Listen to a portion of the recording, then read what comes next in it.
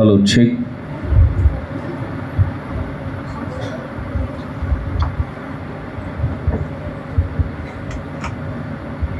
ఒక మేఘం నన్ను ఆవరించింది, ఆ మేఘంలో ఒక స్వరం వినబడుతూ ఉంది. ఒక మేఘం నన్ను ఆవరించింది,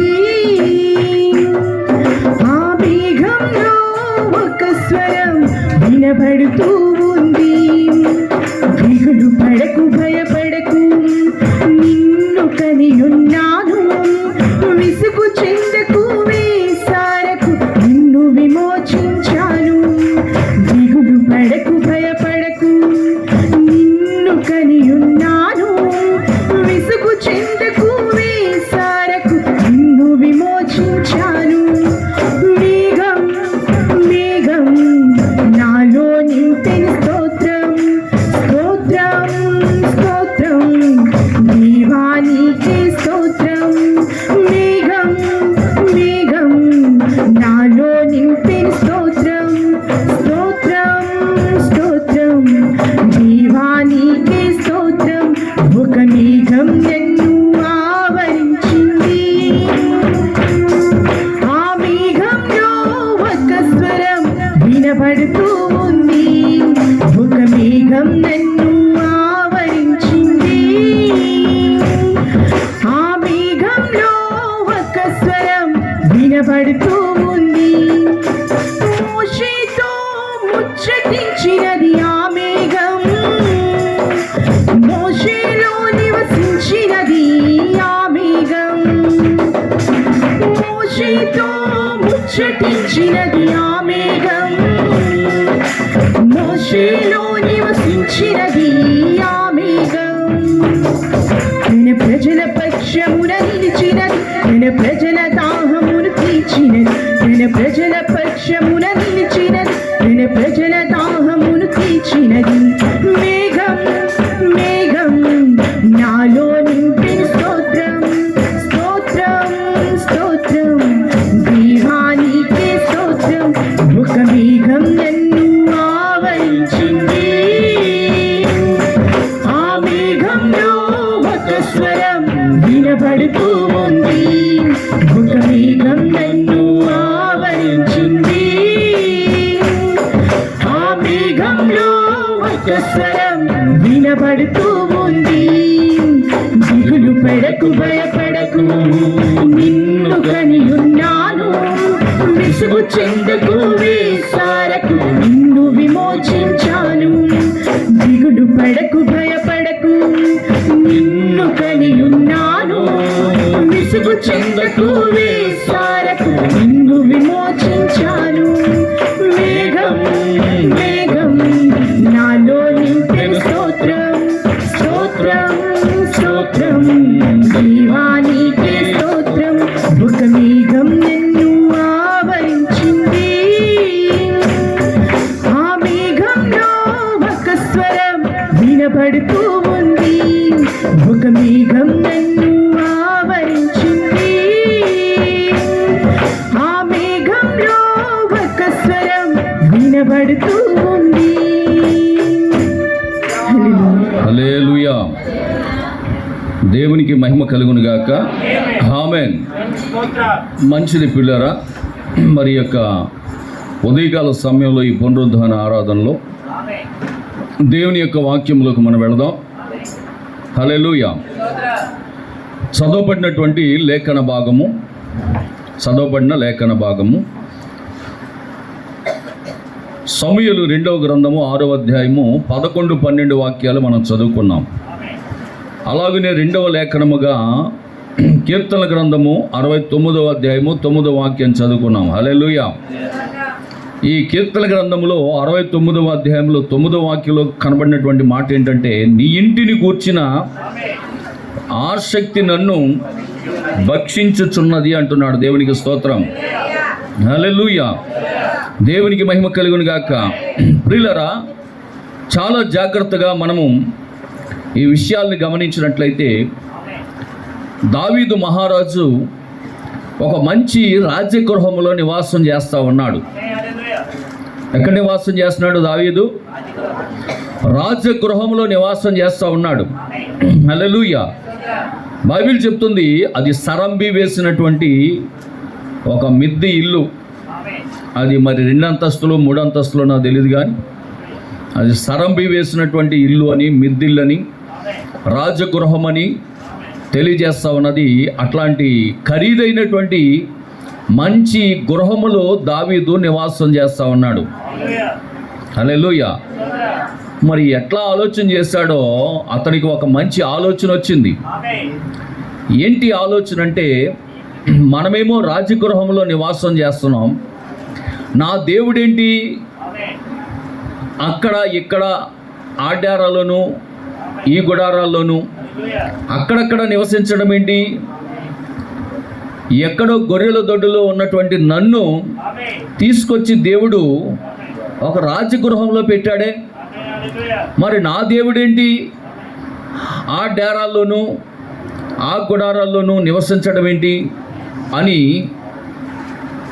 దేవుని ఇంటిని కూర్చున్నటువంటి ఆశ ఏం చేస్తుందంట? అతన్ని భక్షించుచూ ఉన్నది. రోజు కూడా తన ఆలోచనలు తొలిచివేస్తూ ఉన్నాయి.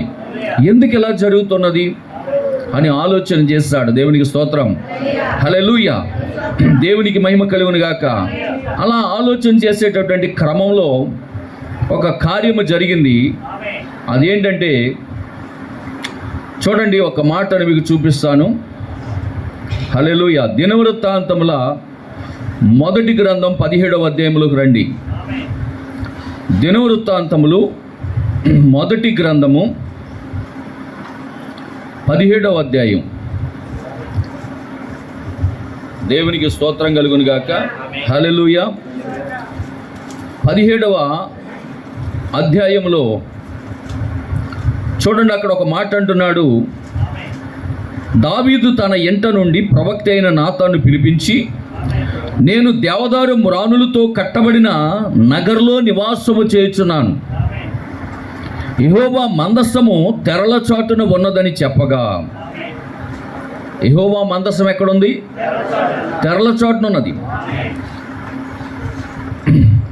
నాతాను, దేవుడు నీకు తోడై ఉన్నాడు, నీ హృదయమందున్న అంతయు చేయమని దావీదుతో అనెను. ఆ రాత్రి యందు దేవుని యొక్క వాక్కు నాతానుకు ప్రత్యక్షమై ఇలాగూ సెలవిచ్చాను, నీవు పోయి నా సేవకుడైన దావీదుతో ఇట్లనెను, యెహోవా సెలవిచ్చినది ఏమనగా, నా నివాసమునకై ఒక ఆలయమును కట్టించుట నీ చేత కాదు. హల్లెలూయా. దేవునికి స్తోత్రం కలుగును గాక. ఏమంటే అసలు ఎలాంటి పరిస్థితి అండి అది? ఆమేన్.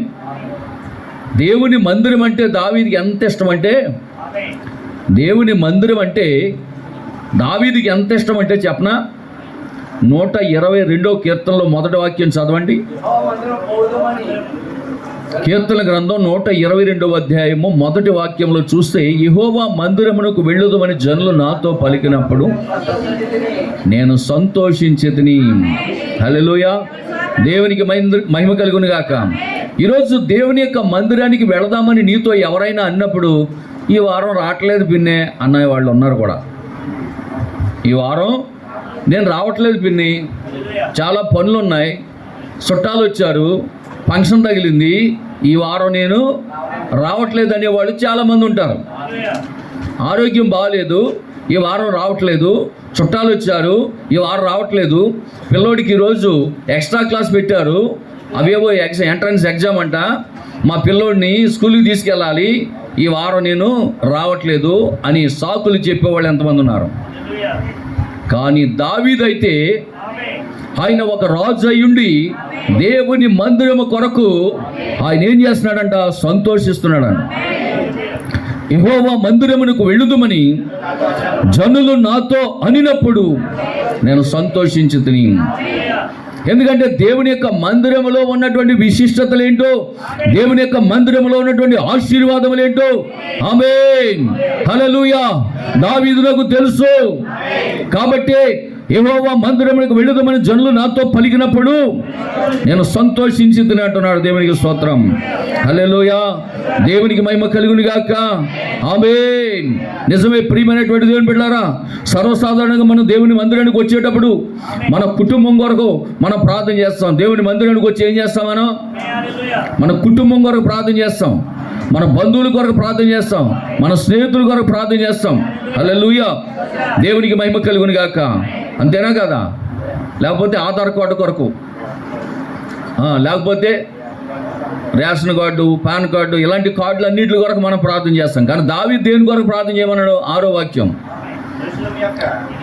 యెరూషలేము యొక్క క్షేమము కొరకు ప్రార్థన చేయండి. యెరూషలేము క్షేమం కొరకు ప్రార్థన చేయండి. యెరూషలేమా, నిన్ను ప్రేమించువారు వర్ధిల్లుదురు. హల్లెలూయా. నిన్ను ప్రేమించేవారు వర్ధిల్లుదురు. దేవుని మందిరాన్ని ప్రేమించేవారు, దేవుని యొక్క సముఖంలో దేవుని ఆరాధించడానికి వచ్చేవాళ్ళు, హల్లెలూయా, దేవుని సన్నిధిని ప్రేమించేటటువంటి వారు వర్ధిల్లుతారని బైబిల్ చెప్తా ఉన్నది. ఆమేన్. హల్లెలూయా. కాబట్టి పిల్లరా, దేవుని మందిరానికి దావీదు వచ్చి, అయ్యా నేను ఏ రాజ్యం మీదకైతే యుద్ధానికి వెళ్తున్నానో ఆ రాజ్యం మీద నాకు విజయాన్ని దయచేయని అడగలేదు. అయ్యా నా కుటుంబము దీవించబడాలని అడగలేదు. ఇప్పుడున్న దానికంటే రెట్టింపు ఆశీర్వాదం నాకు దయచేయని అడగలేదు.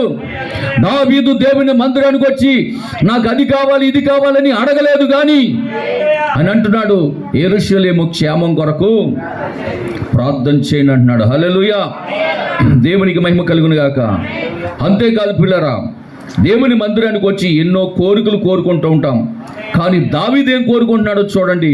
కీర్తన గ్రంథం 27వ అధ్యాయము 4వ వాక్యం. కీర్తన గ్రంథం 27వ అధ్యాయము 4వ వాక్యాన్ని కనుక మనం గమనిస్తే, యెహోవా యొద్ద ఒక వరం అడిగితిని, దానిని నేను వెతుకుచున్నాను. యెహోవా ప్రసన్నత చూచుటకు, ఆయన ఆలయములో ధ్యానించుటకు నా జీవిత కాలం అంతయు నేను యెహోవా మందిరములో నివసింపాలని కోరుకుంటున్నాడంట. దేవునికి స్తోత్రం కలుగును గాక. ఆమేన్. ఆదివారం ఒక్కరోజు 3 గంటలు ఉండడానికే మనకి కనీ కష్టం అయిపోతుంది. ఏమండి, వారానికి ఒక్కరోజు ఆదివారం ఒక్కరోజు మందిరానికి వచ్చి 3 గంటలు ఉండడానికే మనకు కష్టమైపోతుంటే, కానీ దావీదు ఏమడుగుతున్నాడండి? ఏం వరం అడుగుతున్నాడు?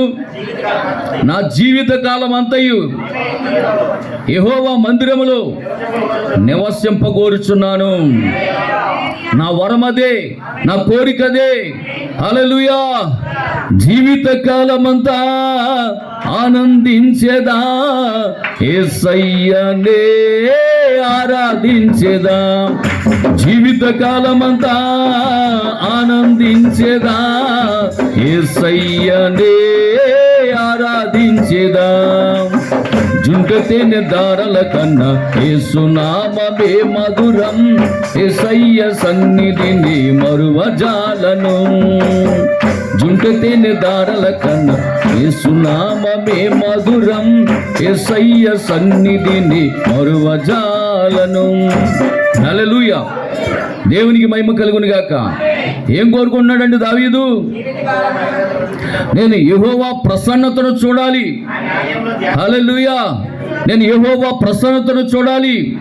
దేవుని యొక్క మందిరానికి వస్తే దేవుని యొక్క ప్రసన్నతను చూడాలి, దేవుని యొక్క కార్యాలు చూడాలి, దేవుని యొక్క దర్శనాలు చూడాలి. హల్లెలూయా. దేవునికి మహిమ కలుగును గాక. నేను యెహోవా ప్రసన్నత చూడాలి. ఆయన ఆలయములో ధ్యానం చేయాలి. చదవడం వేరు, ధ్యానం చేయడం వేరు. ఆయన ఆలయంలో దేవుని యొక్క ధర్మశాస్త్రమును ధ్యానం చేయాలంటున్నాడు. చదవడం కాదండి, ధ్యానం చేయాలి. నా జీవిత కాలం అంతయు నేను యెహోవా మందిరములో నివసింపగోరుచున్నాను. దేవుని మందిరం పట్ల దావీదుకు ఉన్నటువంటి ఆసక్తి చూడండి. దేవుని మందిరం పట్ల దావీదుకు ఉన్నటువంటి గొప్ప ఆసక్తిని మీరు గమనిస్తే, యెహోవా మందిరమునికి వెళ్ళదామని జనులు పలికితే సంతోషించాడు.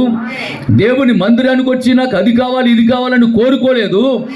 యెరూషలేము క్షేమంగా ఉండాలని ప్రార్థన చేశాడు. హల్లెలూయా.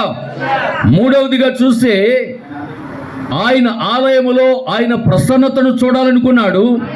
అంత మాత్రమే కాదు, జీవితకాలం అంతా కూడా నేను యెహోవా మందిరములోనే నివసించాలనుకుంటున్నాడు. ఆమేన్. చక్కటి అందమైనటువంటి రాజ్య భవనం ఉండగా, చక్కటి అందమైన రాజ్య భవనం ఉండగా, ఆమేన్, హల్లెలూయా. ఎక్కడుంది ఇప్పుడు దేవుని మందిరం? ఎక్కడుంది చెప్పాలి? ఆ గుడారంలోను, ఈ పంచలోను, ఆ డేరాలోనూ ఉంది. ఇప్పుడు అలాంటి డేరాల్లో నేను కూడా నివాసం చేయాలనుకుంటున్నాడు. హల్లెలూయా. దేవునికి స్తోత్రం కలుగును గాక. కనుకనే ప్రియులరా, ఇక్కడ దేవుని యొక్క వాక్యాన్ని మనం గమనించినప్పుడు చూడండి, ఈ 17వ అధ్యాయంలో, దినవృత్తాంతముల మొదటి గ్రంథం 17వ అధ్యాయంలో ఆయన అంటున్నాడు,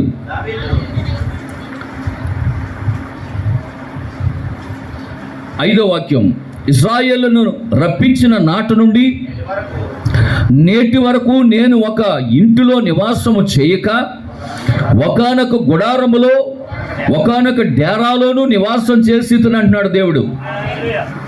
నేను ఇంతవరకు ఏ ఇంటిలోనూ నివాసము చేయలేదు. ఒకానొక గుడారములో ఉన్నాను, ఒకానొక డేరాలో ఉన్నాను. నేను ఇశ్రాయేల్ అందరి మధ్యను సంచరించిన కాలమంతయు మీరు నా కొరకు దేవదారు మ్రాణులతో ఆలయమును కట్టకుంటురేమి అని నా జనమును మేపవలసిందని నేను ఆజ్ఞాపించిన ఇశ్రాయేల్ న్యాయాధిపతులు ఎవరితోనైనా నేను ఒక మాట అయినా పలికుంటున్నా? హల్లెలూయా. మీరేమో దేవదారు మ్రాణులతో కట్టబడినటువంటి ఇళ్లలో మీరుండి నన్నెందుకు ఈ డేరాల్లోనూ ఈ గుడారాల్లోనూ నన్ను ఉంచుతున్నారు? మీరు కట్టుకున్నట్లుగానే నా కొరకు ఒక మందిరాన్ని కట్టండి ఎప్పుడైనా నా ప్రజలతో నేను అన్నానా? మరి ఇప్పుడెందుకు దావీదు మందిరం కడతానంటున్నాడు నా కొరకు? హల్లెలూయా. దేవునికి స్తోత్రం కలుగును గాక, దేవునికి మహిమ కలుగును గాక. ఆమేన్. కనుక పిల్లరా, కావున నీవు నా సేవకుడైన దావీదుతో చెప్పాల్సిందేమనగా, సైన్యములకు అధిపతియగు యెహోవా ఈ ప్రకారం సెలవిచ్చున్నాడు, నీవు నా జనులైన ఇశ్రాయేలు మీద అధిపతి అయి ఉండునట్లు గొర్రెల వెంబడి తిరుగుచున్న నిన్ను గొర్రెల దొడ్డు నుండి తీసి నీవు వెళ్ళిన చోటెల్లా నీకు తోడుగా ఉండి నిన్ను దేశించి వారిని నీ ముందర నిలువనీయక నిర్మూలన చేసి తిని లోకములోని గనులకు కలిగి ఉన్న పేరు వంటి పేరు నీకు కలుగజేయుదును. దేవునికి స్తోత్రం. హల్లెలూయా. దేవునికి మహిమ కలుగును గాక. ఆమేన్. కనుక పిల్లరా, నిజంగా చూడండి, ఇక్కడ దేవుని కొరకు ఒక మందిరాన్ని కడతానంటే దేవుడు ఏమంటున్నాడు? వద్దు అంటున్నాడు. ఆమేన్. దేవునికి స్తోత్రం. ఈరోజు నిజంగా మనలో ఎవరైనా మనం గనక కొంచెం మనకి కలిగినటువంటి స్తోమతను బట్టి దేవుని కొరకు ఏదైనా చేద్దామని అనుకున్నామనుకో, దేవుడు వద్దు అన్నాడు అనుకోండి, మన పరిస్థితి ఎలా ఉంటుంది? మన పరిస్థితి ఎలా ఉంటుంది చెప్పండి? హల్లెలూయా. ఉండదా? మన పరిస్థితి ఎలా ఉంటుంది? మనం దేవుని కొరకు ఏదో చేయాలనుకుంటాం, అది చేయాలి ఇది చేయాలి అనుకుంటాం. మనకు కలిగిన దాన్ని బట్టి దేవుని కొరకు ఇది చేయాలి అది చేయాలని మనం అనుకుంటాం. అప్పుడు దేవుడే స్వయంగా ఒక సేవకుల్లో నుంచో వేరే వ్యక్తులతో నుండి మాట్లాడి, అబ్బాయి నువ్వు అనుకున్నది కరెక్టే, కానీ దేవుడు దాన్ని వద్దంటున్నాడు, దేవుని దాన్ని స్వీకరించనంటున్నాడు. నువ్వెంత వెండి పట్టుకొచ్చినా బంగారం పట్టుకొచ్చినా దేవుడు దాన్ని స్వీకరించట్లేదు, వద్దంటున్నాడు అన్నారనుకోండి, ఎంత బాధపడిపోద్ది మన మనసు. ఇప్పుడు దావీదు మనసు ఏమైపోవాలి చెప్పండి? హల్లెలూయా. కృంగిపోవాలి. ఆమేన్. అయితే ప్రియమైనటువంటి దేవుని బిడ్డలారా, అంత మాట అన్నా సరే ఆఖరికి దావీదు ఒక మాట అంటున్నాడు. చూడండి, కీర్తనలు 84:10 చదవండి. కీర్తన గ్రంథం 84వ అధ్యాయము 10వ వాక్యం చదువుదాం. నీ ఆవరణములో ఒక దినము గడుపుట 1000 దినముల కంటే శ్రేష్టము. భక్తిహీనుల గుడారములో నివసించుట కంటే నా దేవుని మందిరములో ద్వారమునొద్ద ఉండటం నాకు ఇష్టం. దేవునికి స్తోత్రం. హల్లెలూయా. దేవునికి మహిమ కలుగును గాక. ఉంటున్నారు పిల్లరా? అయ్యా, నేను దేవుని మందిరాన్ని కడితే ఒకవేళ లోపలికి వచ్చి కూర్చుంటానని నువ్వు అనుకుంటున్నావేమో. మందిరాన్ని నేను కట్టించాను కాబట్టి ఆ మందిరంలో నాకు ఒక పెద్ద సింహాసనం వేయాలని ఒకవేళ నేను కోరుకుంటున్నానని నువ్వు అనుకుంటున్నావేమో. నీ సింహాసనం లాంటి సింహాసనము, రాజుగా నేను ఒక సింహాసనాన్ని నేను కోరుకుంటున్నానని నువ్వు అనుకుంటున్నావేమో. అయ్యా, నాకు సింహాసనం అక్కర్లేదు, నీ మందిర ద్వారమునద్ద ఉండటమే నాకు ఇష్టం. బా, ఎంత గొప్ప కార్యం అండి, ఎంత గొప్ప ఆలోచన అండి, ఎంత గొప్ప మనసు అండి దావీదుది. అసలు మందిరమే కట్టొద్దురా నాయన అని దేవుడు అంటే, అయ్యా ఒకవేళ మందిరం అంటూ కట్టబడితే నేను లోపలికి రాపోయినా కనీసం నాకు ద్వారం దగ్గర ఉండటానికి అవకాశం ఇయ్యని అడుగుతున్నాడు. హల్లెలూయా, దేవునికి స్తోత్రం కలుగును గాక. ఆమేన్. కనుక నా ప్రియమైనటువంటి దేవుని బిడ్డలారా, ఈ మధ్యాహ్న కాల సమయంలో ఒక్కసారి మనం ఆలోచన చేద్దాం. దేవుడైన యెహోవా ప్రవక్త మోషే ద్వారా కట్టించినటువంటి ప్రత్యక్ష గుడారం దావీదు కాలం వరకు కూడా ఉంది. అప్పటి వరకు దేవునికి స్థిరమైనటువంటి నివాసము లేదు. ఆ కారణాన్ని బట్టే దావీదు ఆ ఇంటిని గూర్చి, నీ ఇంటిని గూర్చిన ఆసక్తి నన్ను భక్షిస్తుందని వ్రాశాడు. అంతగా ఆశ పెంచుకొని దేవునికి ఒక మందిరాన్ని కట్టాలని తలస్తే ఆఖరికి దేవుడు చెప్పిన మాట ఏంటంటే, నీ చేత నేను మందిరాన్ని కట్టించుకోను, నీవు కట్టే మందిరం నాకు అక్కర్లేదని చెప్పి దేవుడు అన్న విషయాన్ని మనం చూస్తాం పిల్లరా. హల్లెలూయా, దేవునికి స్తోత్రం కలుగును గాక, దేవునికి మహిమ కలుగును గాక. అయితే దేవుని నివాస స్థలమును స్థిరపరచాలని దావీదు ఆలోచన చేస్తే దేవుడు దావీదుని ఏం చేస్తాడో తెలుసా? యెషయా గ్రంథం 9:7 వాక్యం చదవండి. యెషయా గ్రంథం 9:7 చదవండి. ఇది మొదలుకొని మితి లేకుండా దానికి వృద్ధియు క్షేమము కలుగునట్లు సర్వకాలము దావీదు సింహాసనమును రాజ్యమును నియమించును, న్యాయం వలనను నీతి వలనను రాజ్యమును స్థిరపరచుటకు అతడు సింహాసనాసీనుడై రాజ్య పరిపాలన చేయును. హల్లెలూయా, దేవునికి స్తోత్రం కలుగును గాక. ప్రియులారా గమనించండి, దావీదు తన సింహాసనాన్ని కోరుకోలేదు. వింటున్నారా? దావీదు సింహాసనాన్ని కోరుకోలేదు. దావీదు రాజ్యాన్ని స్థిరంగా ఉండాలని కోరుకోలేదు. హల్లెలూయా. అయ్యా, నా సింహాసనం ఎప్పుడు స్థిరంగా ఉండాలి, నా రాజ్యం ఎప్పుడు స్థిరంగా ఉండాలి అని దేవుని దగ్గరకు వచ్చి దావీదు ఎప్పుడూ కోరుకోలేదు. దావీదు యొక్క ఆశల్లో ఒకటే, దావీదు యొక్క కోరికల్లో ఒకటే, దేవుని కొరకు ఒక మందిరాన్ని కట్టాలని ఒక నిశ్చయత కలిగి ఉన్నాడు దావీదు. అందుకే అంటున్నాడు, నీ ఇంటిని కూర్చున్నటువంటి ఆశ నన్ను బచ్చిస్తావన్నదయ్యా అని చెప్తా ఉన్నాడు. దేవునికి స్తోత్రం. అయితే దేవుడు చూశాడు దావీదుని. హల్లెలూయా. జాగ్రత్త గమనించండి, స్థిరమైన నివాసం కట్టాలని, జాగ్రత్త గమనించండి, స్థిరమైన నివాసం కట్టాలని దావీదు ఆలోచన చేస్తున్నాడు. కానీ దేవుడు ఏం ఆలోచన చేస్తున్నాడు తెలుసా? దావీదు సింహాసనమును అతని రాజ్యమును స్థిరపరచాలని ఆలోచన చేస్తున్నాడు. హల్లెలూయా. హృదయ ఆలోచనలు ఎరిగి ఉన్న దేవుడు మన దేవుడు. ఆమేన్. నువ్వు దేని కొరకు ఆలోచన చేస్తున్నావో దేవుడు ఎరిగి ఉన్నాడు. ఆమేన్. కాబట్టి ప్రియులారా, మన జీవితాల్లో దేవుడు మనల్ని ఎంతగా ఆశీర్వదించినా మీరు చేయవలసిందేంటో తెలుసా? దేవుని కొరకు ఆలోచన చేస్తూ ఉండాలి. దేవుని కొరకు మనం ఆలోచన చేస్తూ ఉన్నప్పుడు మన అవసరతలు ఏంటో దేవుడికి తెలుసు, మన ఉద్దేశం ఏంటో దేవుడికి తెలుసు. కాబట్టి నీవు అడగకపోయినా దేవుడు దాన్ని స్థిరపరుస్తూ ఉంటాడు, దేవుడు దాన్ని ఆశీర్వదిస్తూ ఉంటాడు. కాబట్టి నువ్వు చేయవలసినటువంటి పని ఏంటంటే, నేను దేవుని కొరకు నేనేం చేస్తున్నాను, దేవుని కొరకు నేనేమి చేయగలను, దేవుని కొరకు నేనేం చేయాలి, నా వంతు నేనే పని చేయాలి అని మనం ఆలోచన చేయాలి తప్ప దేవుడు నాకేం చేశాడు అనకూడదు. చాలామంది జీవితాల్లో ఇవే కారణం. ఏం చేశాడు అయ్యగారు దేవుడు, ఏం రావాలంటారా ప్రార్థనకి, మానే ఇప్పుడు ఏమన్నా దేవుడికి నష్టమా ఏంటి నువ్వు మానేస్తే? హల్లెలూయా. ఏం చేశాడు అయ్యగారు దేవుడు అంటే, ఏం చేశాడు, ఏం చేయాలి నీకు, నిన్ను బతుకుంచాడు చాలు. కరోనాలో బోడు మంది చచ్చిపోరు, నువ్వు ఇంకా బ్రతుకున్నావు అంటే అది దేవుని కృప. హల్లెలూయా. ఇంకా అంతకంటే కావాల్సిందే ఉందండి, ఇంకా అంతకంటే కావాల్సిందే ఉంది. అది దేవుని కృప. అందును బట్టి దేవునికి మనం ఏదైనా చేయాలన్న ఆలోచన మనము కలిగి ఉంటే దేవుడు ఏం చేస్తాడు తెలుసా? నిన్ను స్థిరపరుస్తాడు, నీ జీవితాన్ని స్థిరపరుస్తాడు, నీ జీవితాన్ని కడతాడు, నీ కుటుంబం గురించి ఆయన కేర్ తీసుకుంటాడు. దావీదు జీవితంలో అదే జరిగింది. దావీదు ఆలోచన చేస్తున్నాడు, నా దేవుని కొరకు నేను ఏం చెయ్యాలని ఆలోచనలో పడ్డాడు. నువ్వేం చేసినా తక్కువేరా, నా కొరకు నువ్వేం చేస్తావు కానీ కానీ నేను నీ కొరకు ఏం చేస్తున్నానో చూడన్నాడు దేవుడు. ఏం చేస్తున్నాడంట?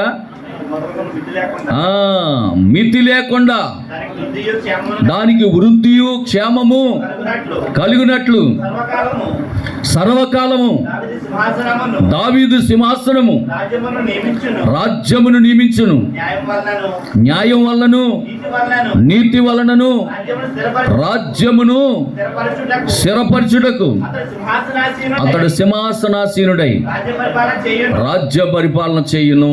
హల్లెలూయా, దేవునికి మహిమ కలుగును గాక. సైన్యములకు అధిపతియగు యెహోవా ఆసక్తి కలిగి ఇవి నెరవేర్చును. ఆయన ఆసక్తి ఏంటి? దావీదు ఆసక్తి ఏంటి? దేవునికి మందిరాన్ని కట్టాలని ఆసక్తి దావీదుకు ఉంది.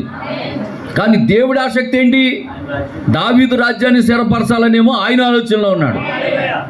నా మాటలు అర్థమవుతున్నాయి? కాబట్టి నా ప్రియమైన దేవుని బిడ్డలారా, ఎంతసేపు మీ ఇంటికి వస్తే ఏమిస్తావు, మా ఇంటికి వస్తే ఏం తెస్తావు అనే బ్యాచ్ తప్ప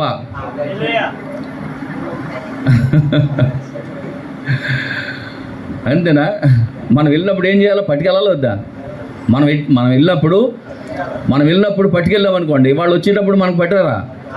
కానీ అట్టుండ కొంతమంది ఏం చేస్తారంటే, మీ ఇంటికి వస్తాను కానీ మరి ఏమి ఇస్తావు నాకు?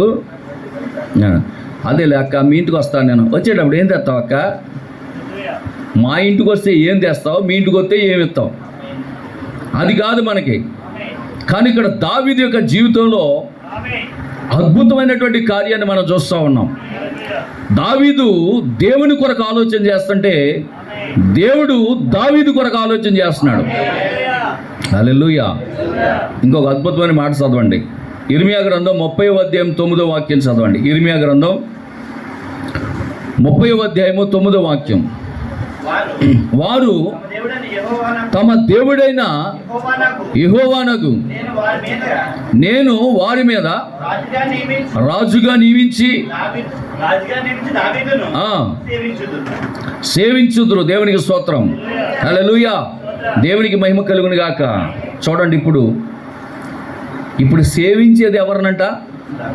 దావీదునే సేవించేలా చేస్తున్నాడంట.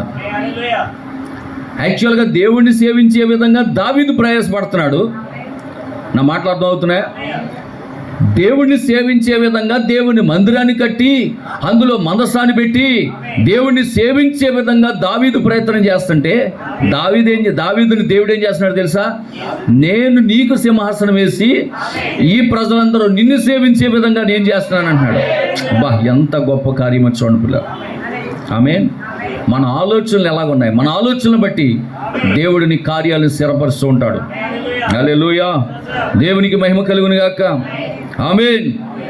ఆ స్థాయికి రావడానికి ముందు దావీదు ఎన్నో కష్టాలు ఎదుర్కొన్నాడు, శ్రమలు అనుభవించాడు, నిందలు అనుభవించాడు.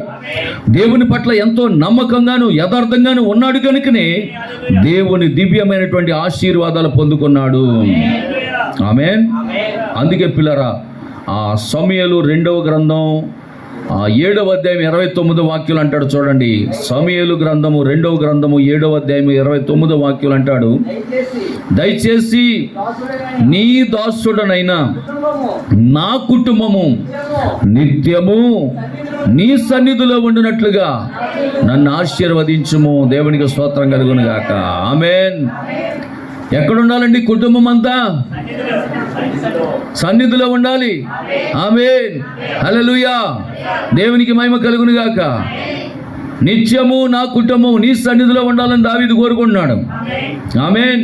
హల్లెలూయా, దేవునికి మహిమ కలుగును గాక.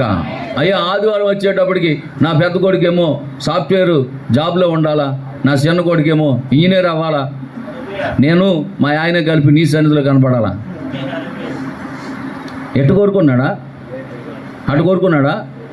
లేదు పిల్లరా, దేవుని మందిరంలో నేను నా కుటుంబం నిత్యము ప్రతి దినం అంటున్నాడు. కనీసం మనం ఆదివారం ఒక్కరోజు ఉండలేదు కుటుంబం అంతా వస్తున్నారా? ఎవరు రావట్లా. దానికి కారణం ఏంటి తెలుసా? ఆశ లేదు. దానికి కారణం ఏంటి? ఆశ లేదు. నా కుటుంబం అంతా దేవుని సన్నిధిలో కనబడాలని ఆశ నీలో లేదు. హల్లెలూయా, దేవునికి స్తోత్రం కలుగును గాక. ఎప్పుడైతే నీవు ఆ ఆశ కలిగి ఉంటావో నీ ఆశను దేవుడు నెరవేరుస్తాడు. ఆమేన్, హల్లెలూయా. నిత్యము నీ సన్నిధిలో నా కుటుంబం ఉండినట్లు దాన్ని ఆశీర్వదించు. ఆయన ఆశీర్వదిస్తే తప్ప, ఆయన ఎలవ్ చేస్తే తప్ప, ఆయన మరి అనుమతిస్తే తప్ప కుటుంబం అంతా దేవుని సన్నిధిలో ఉండలేరండి. ఆమేన్. అపవాది ఏం చేస్తుందంటే అనేక రీతులుగా విడగొట్టడానికి ప్రయత్నం చేస్తుంది. మందిరములకు రాకుండా ప్రయత్నం చేస్తుంది. మందిరానికి నిన్ను దూరం చేస్తూ ఉంటుంది. ఎందుకంటే దేవుని యొక్క మందిరంలో ఏముందో దావీదుకు బాగా తెలుసు. దేవుని యొక్క మందిరంలో ఎలాంటి సంతోషం ఉన్నదో దావీదుకు బాగా తెలుసు. 118వ కీర్తనలో అనుకుంటా 12 కానీ 16 కానీ వాక్యం ఉండొచ్చు. చూడండి ఒకసారి. కీర్తన గ్రంథం 118వ అధ్యాయంలో ఒక మాట ఉండొచ్చు చూడండి. యెహోవా మందిరంలో నుంచే నేను ఆశీర్వదిస్తున్నానే మాట ఉంటుంది. 118:26. యెహోవా పేరట వచ్చువాడు ఆశీర్వాదమునందునుగాక. యెహోవా మందిరములో నుండి మిమ్మల్ని దీవించుచున్నాము. ఆమేన్, హల్లెలూయా. దీవెనలు ఎక్కడి నుంచి వస్తున్నాయంటే దేవుని మందిరంలో నుండే. ఆశీర్వాదాలు ఎక్కడి నుంచి వస్తున్నాయంటే దేవుని మందిరంలో నుండే. మరి ఏ ఆశీర్వాదాలు వచ్చే చోటుని నువ్వు పోగొట్టుకుంటున్నావు చెప్పు? ఏ స్థలములో నుండి అయితే ఆశీర్వాదాలు వస్తున్నాయో, ఏ మందిరంలో నుండి అయితే దీవెనలు వస్తూ ఉన్నాయో ఆ మందిరాన్ని పోగొట్టుకున్నావు. ఆ మందిరాన్ని నువ్వు తోలాడుతూ ఉన్నావు. ఆ ఆశీర్వాదాలు పోగొట్టుకున్నావు. నువ్వు ఒకరోజు మందిరాన్ని పోగొట్టుకున్నావంటే 1000 రోజులు పోగొట్టుకున్నట్లు అంటున్నాడు. ఆమేన్, హల్లెలూయా. దేవునికి స్తోత్రం కలుగును గాక. దేవునికి మహిమ కలుగును గాక. కనుక ప్రియమైనటువంటి దేవుని బిడ్డలారా, నిశ్చయముగా చూడండి. సమూయేలు 2వ గ్రంథం 6వ అధ్యాయం 10 నుండి 12 వరకు చదవండి. సమూయేలు గ్రంథం 2వ సమూయేలు 6:10 నుండి. యెహోవా మందసం దావీదు పురములోనికి తన యొద్దకు తెప్పింపనొల్లక గిత్తీయుడకు ఒబేదేదేము ఇంటి వరకు తీసుకొని అచ్చట ఉంచింది. ఎందుకు ఉంచాడు? భయం. 9వ వాక్యం ఉంటుంది ఆ మాట. ఎందుకు ఆ ఒబేదేదేము గృహములో ఆ మందసాన్ని పెట్టేశాడు? ఆమేన్. చాలా జాగ్రత్తగా వినండి. ఆయన ఏమని ఆలోచన చేస్తున్నాడు? నీ ఇంటిని కూర్చిన ఆసక్తి నన్ను భక్షించుచున్నది. నేనేంటి? నా పరిస్థితి ఏంటి? నేను ఎలాంటి వాడను? ఎక్కడో అడవిలో గొర్రెలు కాసుకునే వ్యక్తిని నన్ను నీవు అభిషేకించి నా మీద జాలిపడి నన్ను తీసుకొచ్చి ఒక మహారాజుగా చేసి సింహాసనం ఇచ్చావు. సరంబి దేవదారు కర్రలతో కట్టినటువంటి ఒక రాజ్య గృహాన్ని ఇచ్చావు నాయనా. మరి నేను ఇంత గొప్పగా నన్ను ఆశీర్వదించిన దేవుడు నువ్వేంటి ఆడారాలను ఈ గుడారాలను అక్కడ ఇక్కడ ఉంటావేంటి నాయనా? నువ్వు అట్లా ఉండటానికి వీల్లేదు, నేను తీసుకొచ్చేసుకుంటాను మా ఇంటికి అని వెళ్ళి ఆ మందస్థాన్ని తీసుకురావడానికి వెళ్ళాడా? ఆసక్తితో వెళ్ళాడు, సంతోషంగా వెళ్ళాడు. దాన్ని తీసుకొచ్చే క్రమంలో దానిని ఎలా తీసుకురావాలో ప్రవక్తలను అడిగి, యాజకులను అడిగి, లేవీయులను అడిగి దాన్ని తీసుకురావాలి. ఇప్పుడు అతను ఏం చేస్తాడంటే సొంత నిర్ణయం తీసుకొని హల్లెలూయా, ఏ విధంగా దేవుని మందసాన్ని మొయ్యాలి, ఏ విధంగా మందసాన్ని తీసుకురావాలనే విషయాలు తెలుసుకోకుండా తన ఇష్టానుసారంగా ఒక కొత్త బండిని తయారు చేసేసి, కొత్త ఎద్దులు తయారు చేసి, ఎద్దులు కొని మేళ తాళాలతో మంచి వాయిద్యాలతో తీసుకురావడానికి ప్రయత్నం చేస్తాడు. సరిగ్గా అక్కడ జరిగినటువంటి కార్యం ఏంటంటే ఆ ఉజ్జా అనేటటువంటి ఒక వ్యక్తి యొక్క ప్రాణం పోయింది అక్కడ, ఆ ఎద్దు కాలు జారటం వల్ల. వింటున్నారా? హల్లెలూయా, దేవునికి మహిమ కలుగును గాక. పిల్లరా, దేవుని మందస్సము యాజకుల యొక్క భుజాల మీద మోయవలసినటువంటి దేవుని మందస్సం. వింటున్నారా? ఈరోజు నిజమే, మనం ఎంత తప్పు చేస్తున్నాం మీకు ఏమో అర్థం కావట్లేదు. మనం ఎంత తప్పు చేస్తున్నామో తెలుసా? ఇదేంటిది? బైబిల్, దేవుని యొక్క వాక్యం. దీనిని మన భుజాల మీద తెచ్చుకోవాలి. కనీసం అట్లీస్ట్ ఇలాగైనా తెచ్చుకోవాలి. కానీ ఈరోజు చాలామంది చేసే పొరపాటు ఏంటో తెలుసా? ఈ ఫోన్లో బైబిల్ని డౌన్లోడ్ చేసుకుని జేబులో పెట్టుకుంటున్నారండి. ఏం చేస్తున్నారు? జేబులో పెట్టుకుంటున్నారు. ఇది తప్పు అని మీకు తెలియట్లా. మాలాంటి వాళ్ళు ఒకవేళ తప్పు అని చెప్పినా వీడు గొప్ప పెద్ద పాస్టరు, వీడికే తెలిసినట్టు మాట్లాడుతున్నాడు, మాకు తెలీదా అంటారు. మీరు ఏమైనా అనుకోండి, నాకు అనవసరం. మీ సెల్ ఫోన్లో మాత్రం బైబిల్ని డౌన్లోడ్ చేసుకోకండి. ఒకవేళ చేసుకుంటే ఈ పై జేబులో నెత్తి మీద పెట్టుకోండి, జేబుల్లో పెట్టుకోబాకండి. హల్లెలూయా, దేవునికి స్తోత్రం కలుగును గాక. వింటున్నారా? జరిగిన పొరపాటు చెప్తున్నాను. ప్రాణం పోవడానికి కారణం ఏంటో తెలుసా? దేవుని మందస్సాన్ని లేవీయుల యొక్క భుజం మీద మొయ్యాలి. లేవీయుల యొక్క భుజం మీద మొయ్యాలి. కానీ బండి మీద పెట్టి 2 ఎడ్ల బండి మీద తోలుకొస్తున్నాడు. అది దేవునికి నచ్చలా. హల్లెలూయా. అక్కడ ఒక నిండు ప్రాణం బలైపోయింది. అప్పుడు భయం పట్టుకుంది దావీదుకి. వామ్మో, ఎక్కడో తప్పు జరిగింది అనుకున్నాడు, తెలుసుకున్నాడు. హల్లెలూయా. భయపడిపోయాడు. ఒకవేళ ఇలాంటి తప్పు మళ్ళా ఇంకోసారి జరిగితే నా ప్రాణం పోవచ్చేమని ఆ మందస్థాన్ని తీసుకెళ్ళి ఇత్తీయుడైనటువంటి ఓబేదేదోము గృహంలో పెట్టేశాడు కొన్నాళ్ళు. ఒరే బాబు, నేను మళ్ళీ వస్తాను, దీని గురించి విచారణ చేసి ఈ దేవుని మందస్థాన్ని ఎలా మొయ్యాలో, ఎవరు మొయ్యాలో, ఎలా తీసుకురావాలో నా నగరికి నేను విచారించి తెలుసుకొని నేను వస్తాను, ఆ రోజు వరకు నీ ఇంట్లో ఉంచు అని చెప్పి ఓబేదేదోము గృహంలో పెట్టి వెళ్ళిపోయారు. అప్పటికే చాలామంది జడిసిపోతున్నారండి. ఆ మందస్థాన్ని ఎవరింట్లోనే పెట్టుకోవాలంటే జడిసిపోతున్నారు. ఎందుకు? గతంలోనే దాగోను దేవత గుడిలో పెడితేనే దేవత బోర్ల పడి 3 ముక్కలైంది. దేవత దాగోను అనే దేవత 3 ముక్కలయ్యి బోర్ల పడ్డది ఆ మందస్థం ఎదుట. భయపడిపోతున్నారు. మన దేవతే బోర్ల పడిపోతే 3 ముక్కలైపోతే మన పరిస్థితి ఏంటిరా? అయ్యి బాబోయ్, ఇశ్రాయేల్ దేవుడు మామూలు దేవుడు కాదురా నాయన, వాళ్ళ మందసం వాళ్ళకి ఇచ్చేయండి రా బాబు, పట్టుకెళ్ళిపోయాడు అని ఇచ్చేస్తే దావీదు తీసుకొచ్చే క్రమంలో ఒక తప్పు జరిగింది. ఆ కారణాన్ని బట్టి దావీదు భయపడి ఆ దేవుని మందస్థాన్ని గిత్తీయుడగు ఓబేదేదోము గృహములో దాచిపెట్టినప్పుడు 3 నెలలు ఉండగా, యెహోవా మందసము 3 నెలలు గిత్తీయుడగు ఓబేదేదోము ఇంటిలో ఉండగా, యెహోవా ఓబేదేదోమును అతని ఇంటి వారందరినీ కొట్టండి, గట్టిగా చప్పట్లు కొట్టి దేవుని నామమున మహిమపరచండి. హల్లెలూయా, దేవునికి మహిమ కలుగును గాక. నిజంగా ఎంత అద్భుతం చూడండి పిల్లరా. అతనికి ఏమీ తెలియదండి. నిజంగా ఓబేదేదోముకి ఏమీ తెలియదండి. హల్లెలూయా. ఏమీ తెలియకపోయినా రాజుగారు కదా, రాజుగారు తలుచుకుంటే దెబ్బలకే కొదువు ఉండదు. వద్దన్నా కొడతాడు, ఉంచుకో అన్నా కొడతాడు. ఎందుకు వచ్చింది ఆయన చేత కొట్టించుకుంటాం, పర్లే పెట్టేళ్ళండి బాబు అన్నాడు. హల్లెలూయా. ఆ మందస్థాన్ని మీ ఇంట్లో పెట్టుకోరా అన్నాడు. అయ్యో వద్దండి బాబు, ఆ దాగోని దేవతే చచ్చిపోయి 3 ముక్కలు అయిపోయిందండి. అంత మాత్రమే కాదు, మొన్న ఉజ్జయమో కాలు జారిపోయిపోయి దాని మనసాన్ని పట్టుకోపోతే చచ్చిపోయాడండి. అలాంటి భయంకరం తట్టుకొచ్చి నా ఇంట్లో అట్టెట్టుకోనండి అంటాడు. ఎవరు? ఓబేదేదోము. కాబట్టి చెప్ప చేయకుండా ఆ ఇంట్లో పెట్టేసి వెళ్ళిపోయాడు రాజుగారు.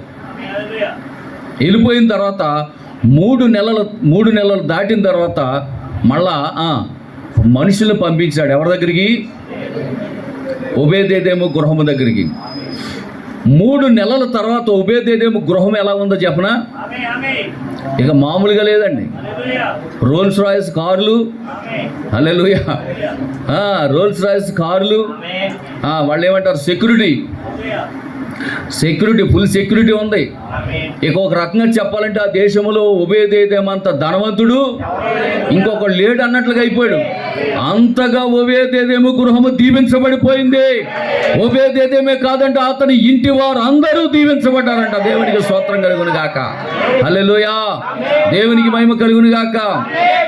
ఒబేదేదేము వెళ్ళి అది దేవుని మందసం అని తెలుసుకొని రోజు డ్యూటీకి వెళ్ళేటప్పుడు దాన్ని పెట్టుకుని వెళ్ళిపోతూ ఉన్నాడంట.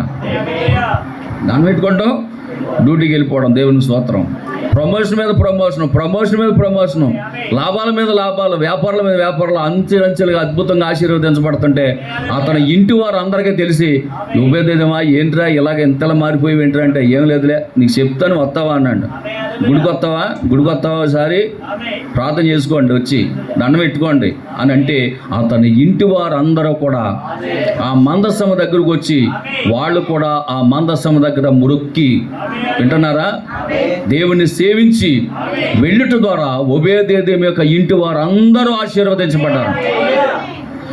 ఈ విషయం తెలిసిన దావీదు ఇప్పుడు ఈయనేం చేశాడంటే ఇక లాభం లేదు, ఆ ఆశీర్వాదాలన్నీ ఆడి పొందేసుకోవడం ఏంటి, అసలు దేవుడేమో మా దేవుడైతే ఆ ఆశీర్వాదాలన్నీ ఆడి పొందుకోవడం ఏంటి, నా దేవుడిని నేను మా ఇంటికి తెచ్చేసుకుంటాను అని చెప్పి వెళ్ళి మళ్ళా మందసాన్ని తీసి తెచ్చుకుంటాడు.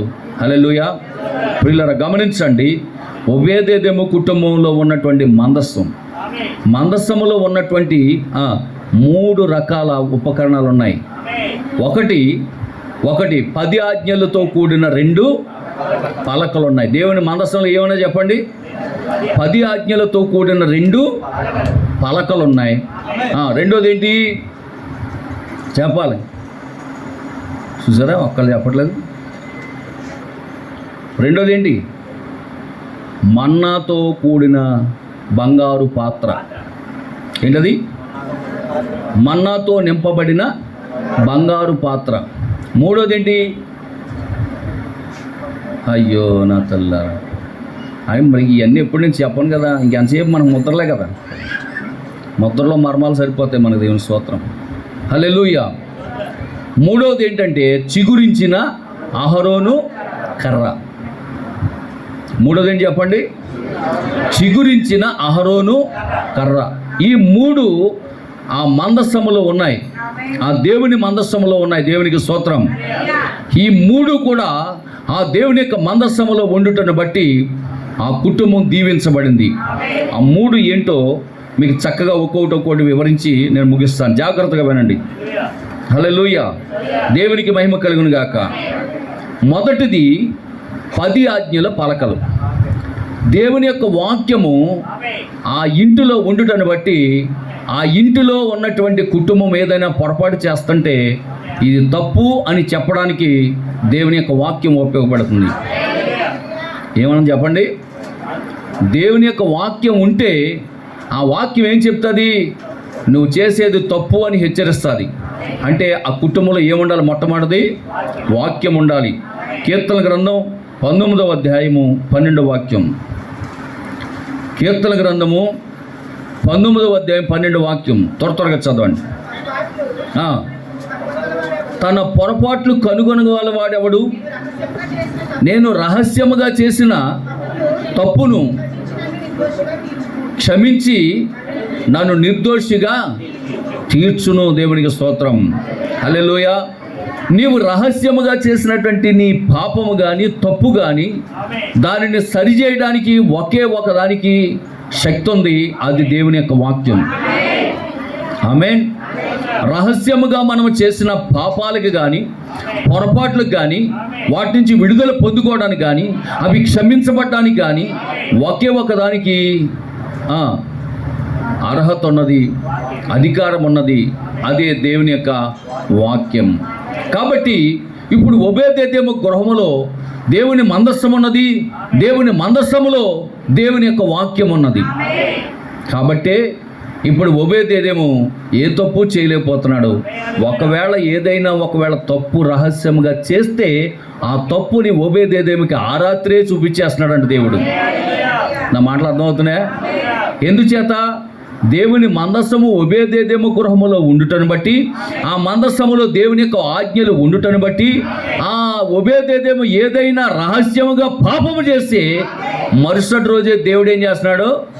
ఒబేదేదేమా, నువ్వు పలానా తప్పు చేసావు, పలానా పాపం చేసావు, రహస్యంగా చేసావు అని దేవుడు ఒబేదేముతో మాట్లాడటం బట్టి ఆ పాపము తిరిగి చేయకుండా, తప్పును మళ్ళా తిరిగి చేయకుండా తనను తాను సరిదిద్దుకుంటూ ఉన్నాడు ఒబేదేదేము. దేవునికి స్తోత్రం, హల్లెలూయా. హెబ్రీ 4:12 కూడా చూద్దాం. హెబ్రీలు రాసిన పత్రిక 4వ అధ్యాయము 12వ వాక్యం.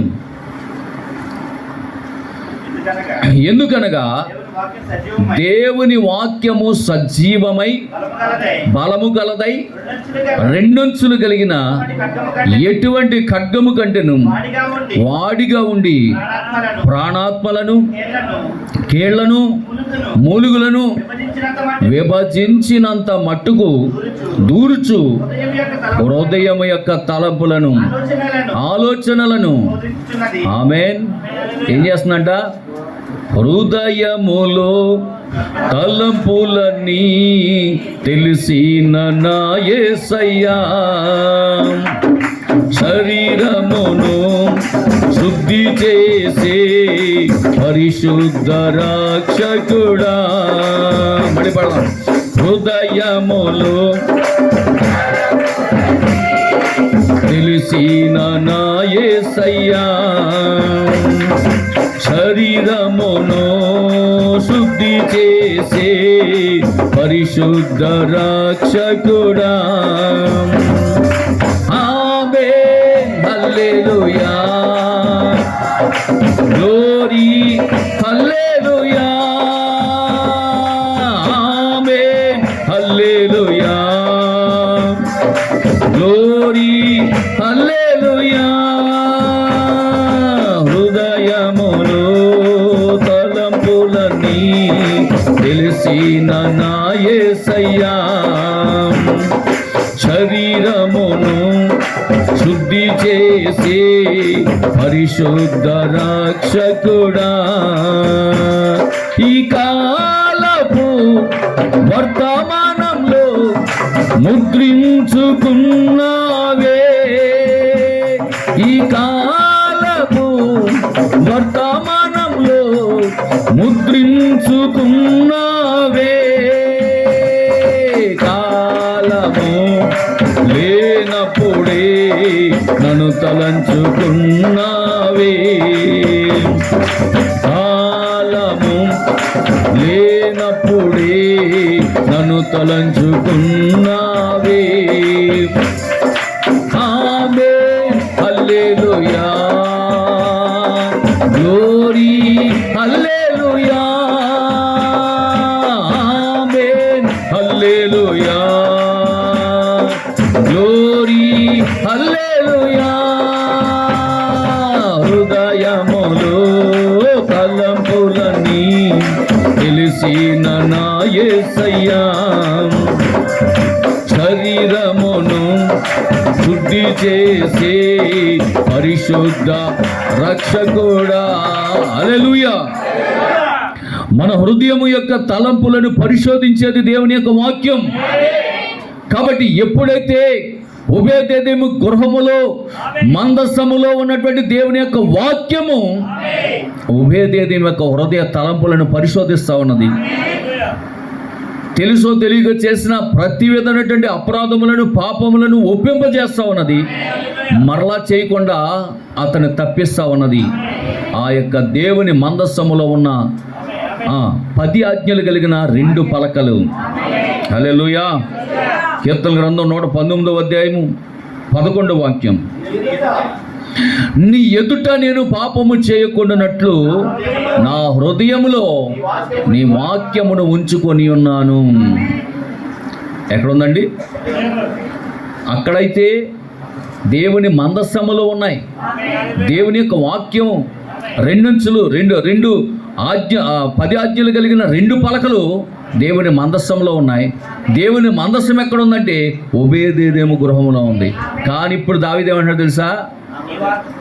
దావీదు ఏమంటాడు? ఓబేదేదేము గృహములో కాదు ఇప్పుడు వాక్యం ఉంటా, ఇప్పుడు అదే వాక్యము నా హృదయంలోకి వచ్చింది. హల్లెలూయా, దేవునికి మహిమ కలుగును గాక.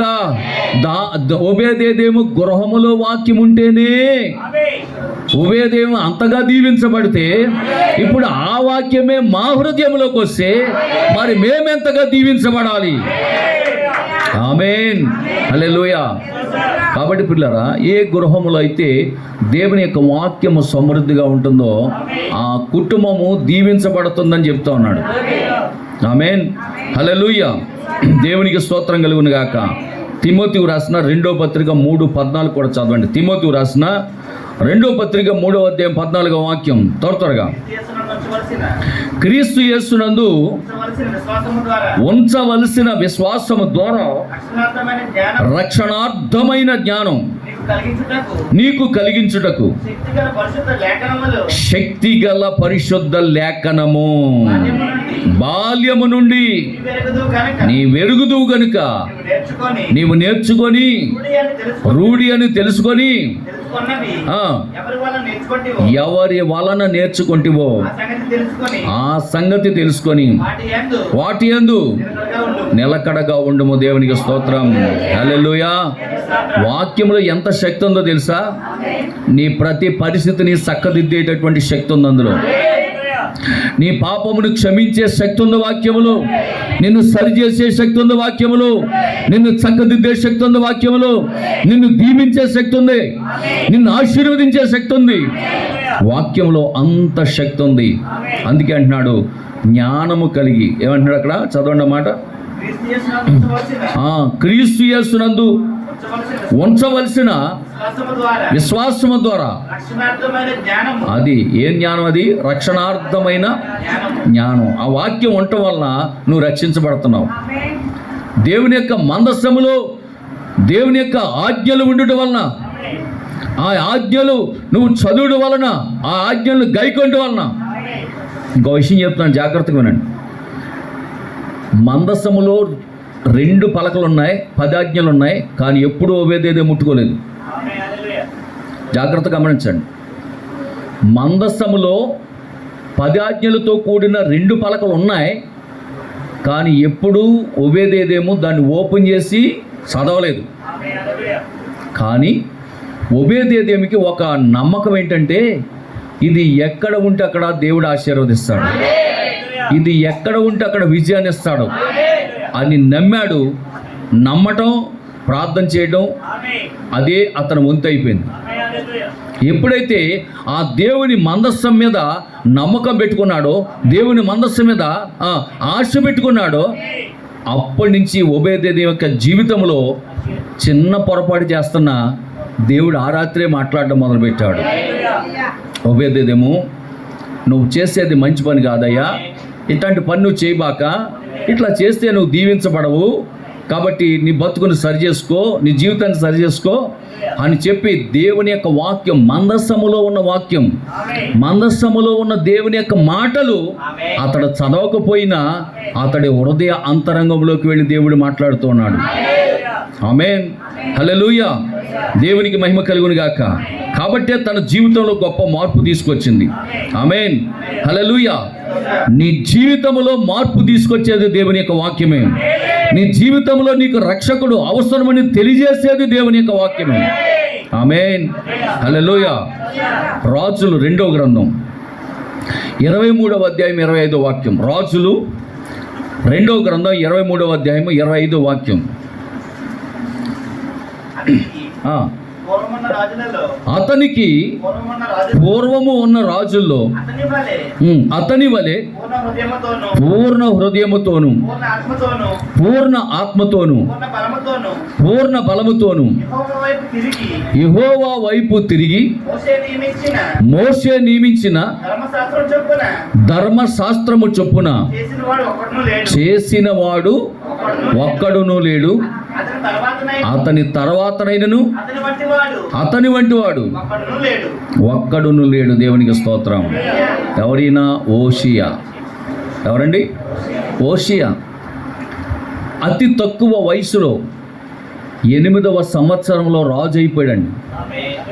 ఎన్ని సంవత్సరాలు? 8వ సంవత్సరంలోనే రాజరికాన్ని చేపట్టినటువంటి వ్యక్తి హోషేయ. అంత చిన్న వయసులో రాజ్యాన్ని చేపట్టినటువంటి వ్యక్తి, దేవుని ఎడల నమ్మకము భయభక్తులు కలిగి జీవిస్తున్నటువంటి వ్యక్తిగా ఉండి, దేవుని యొక్క వాక్యాన్ని బట్టి ధర్మశాస్త్రాన్ని బట్టి అనుసరిస్తూ ఆ రాజ్యాన్ని పరిపాలన చేస్తూ ఉన్నాడు. ఆమేన్, హల్లెలూయా. ఇప్పుడు 22వ అధ్యాయం 11వ వాక్యంలోకి రండి. 2వ రాజుల గ్రంథం 22వ అధ్యాయం 11వ వాక్యం చదవండి. రాజు ధర్మశాస్త్రము గల ఆ గ్రంథపు మాటలు వినినప్పుడు తన బట్టలు చింపుకొనెను. తర్వాత రాజు యాజకుడైనటువంటి హిల్కియాను, షాపాను కుమారుడైన అహీకామును,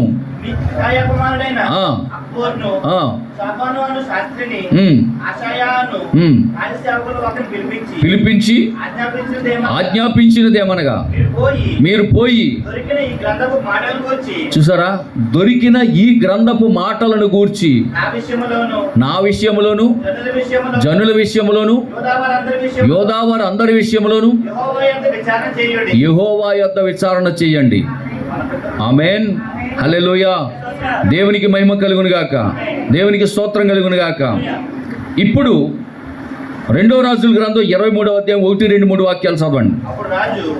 అప్పుడు రాజు యోధా పెద్దలందరినీ, యెరూషలేం పెద్దలందరినీ తన యొద్దకు పిలువనంపించి యోధావారందరినీ, యెరూషలేము కాపులస్తులందరినీ, యాజకులను, ప్రవక్తలను, అల్పులేమి గనులేమి జనులందరినీ పిలిపించి యెహోవా మందిరమునకు వచ్చి వారు వినుచుండగా యెహోవా మందిరమందు దొరికిన నిబంధన గ్రంథములోని మాటలన్నిటినీ చదివించెను.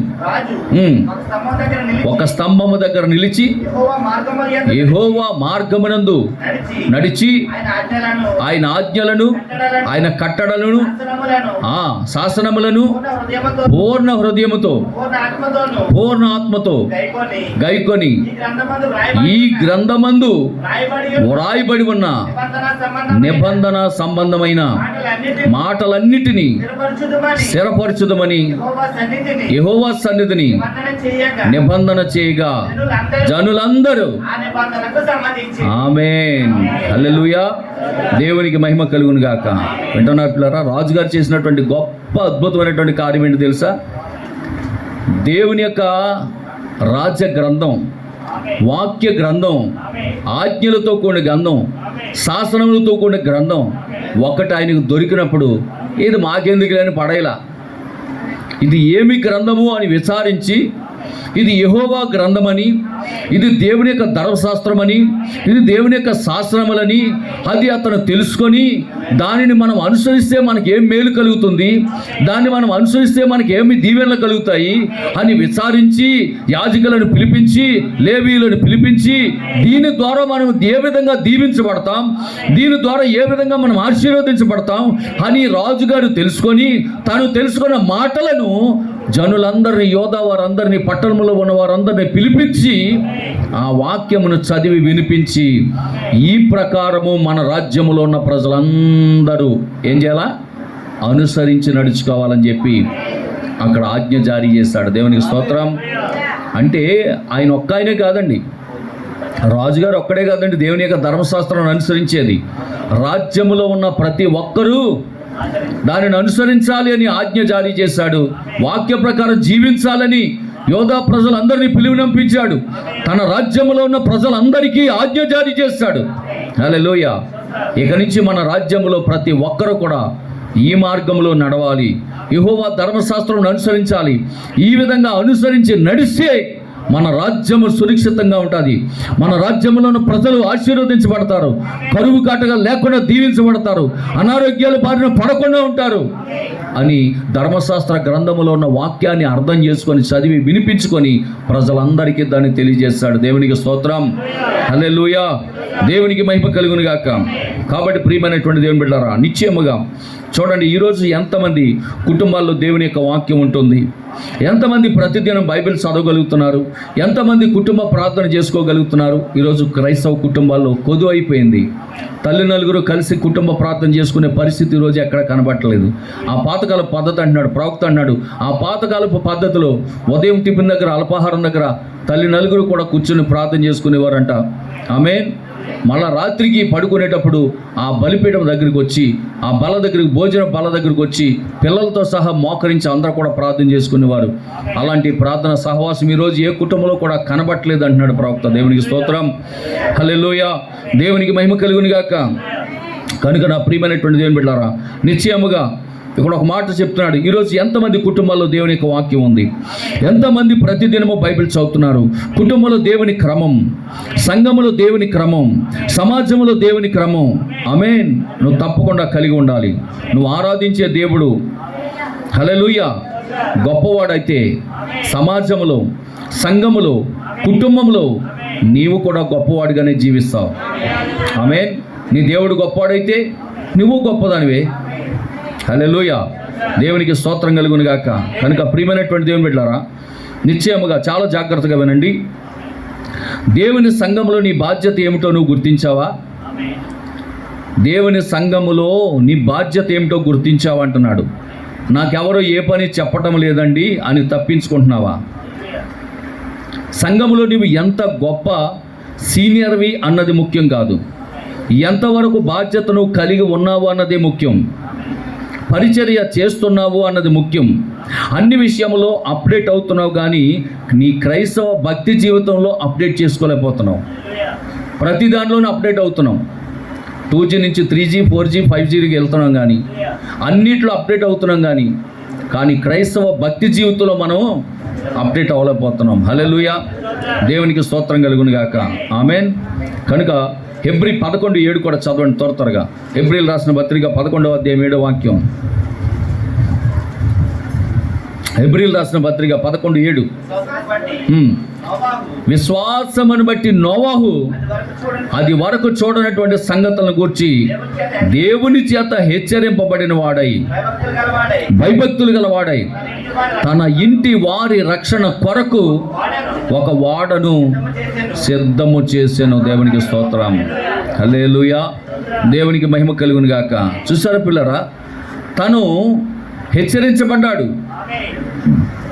గతంలో ఎప్పుడూ జరగనటువంటి కార్యాలు జరగబోతున్నాయని దేవుని చేత, దేవుని యొక్క మాట చేత, దేవుని యొక్క వాక్యము చేత హెచ్చరించబడి తన కుటుంబ రక్షణ కొరకు ఏం చేశాడంట? ఒక వాడను సిద్ధపరచుకున్నాడు. నా ప్రియమైన దేవుని బిడ్డలారా, ఈరోజు మన రక్షణ వాడు ఎవరో కాదు, యేసుక్రీస్తు అయి ఉన్నాడు. హల్లెలూయా. క్రీస్తులోనికి వచ్చావా? వాక్యాన్ని అంగీకరించావా? బాప్తిసం పొందావా? అయితే నువ్వు రక్షించబడతావు. ఆమేన్. వాక్యానికి లోబడే గుణాన్ని ఈరోజు మనం కలిగి ఉండాలి. వాక్యానికి లోబడకుండా, వాక్యాన్ని అర్థం చేసుకోకుండా, దేవుని సన్నిధికి రాకుండా, దేవుని యొక్క వాక్యాన్ని వినకుండా నువ్వేం చేయాలన్నా అది పనికిరానిదు. నువ్వు వాక్యానికి లోబడాలి. వాక్యం ఏం చెప్తుందో నువ్వు చేయాలి. అది ఓబేదేదేం చేశాడు కాబట్టి ఓబేదేదేము గృహము 3 నెలల్లో ఆశీర్వదించబడిపోయిందండి. ఆమేన్. హల్లెలూయా. తిమోతి రాసిన మొదటి పత్రిక 2వ అధ్యాయం 1 నుంచి 4 వాక్యాలు కూడా త్వరగా చదవండి. తిమోతికి రాసిన మొదటి పత్రిక 2వ అధ్యాయము 1 నుంచి 4. మనము సంపూర్ణ భక్తియు మాన్యతయు కలిగి నెమ్మదిగాను సుఖముగాను బ్రతుకు నిమిత్తము అన్నిటికంటే ముఖ్యముగా మనుషులందరి కొరకు, రాజుల కొరకు, అధికారులందరి కొరకు విజ్ఞాపనములను, యాచనలను, కృతజ్ఞతాస్తుతులను చేయవలనని హెచ్చరించుచున్నాను. దేవునికి స్తోత్రం. ఇది మంచిది, మన రక్షకుడుకు దేవుని దృష్టికి. ఆమేన్. దేవుని దృష్టికి అనుకూలమైనది చేయాలి, కానీ దావీదు తన దృష్టికి అనుకూలమైనది చేయడానికి ఇష్టపడ్డాడు. నా మాటలు అర్థమవుతున్నాయా? దావీదు ఏం చేశాడు? తన దృష్టికి అనుకూలమైనది చేయాలని ఆలోచన చేశాడు, కానీ దేవుని దృష్టిలో అనుకూలమైనది వేరుగా ఉంది. దేవుడు ఏదో దావీదు పట్ల చేయాలని ఆలోచనలో ఉన్నాడు, కానీ దావీదైతే తన దృష్టికి అనుకూలమైనది చేయడానికి ప్రయత్నించాడు.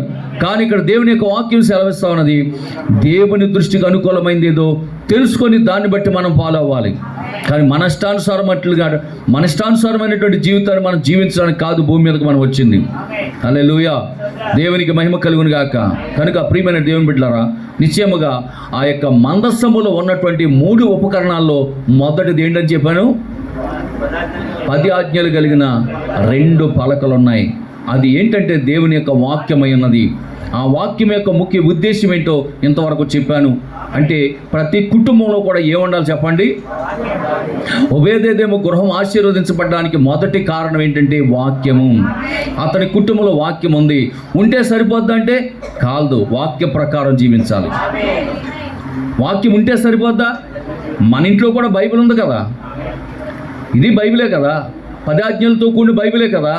మరి ఒబేదేదేం గృహంలో ఉంటే సరిపోయిందా?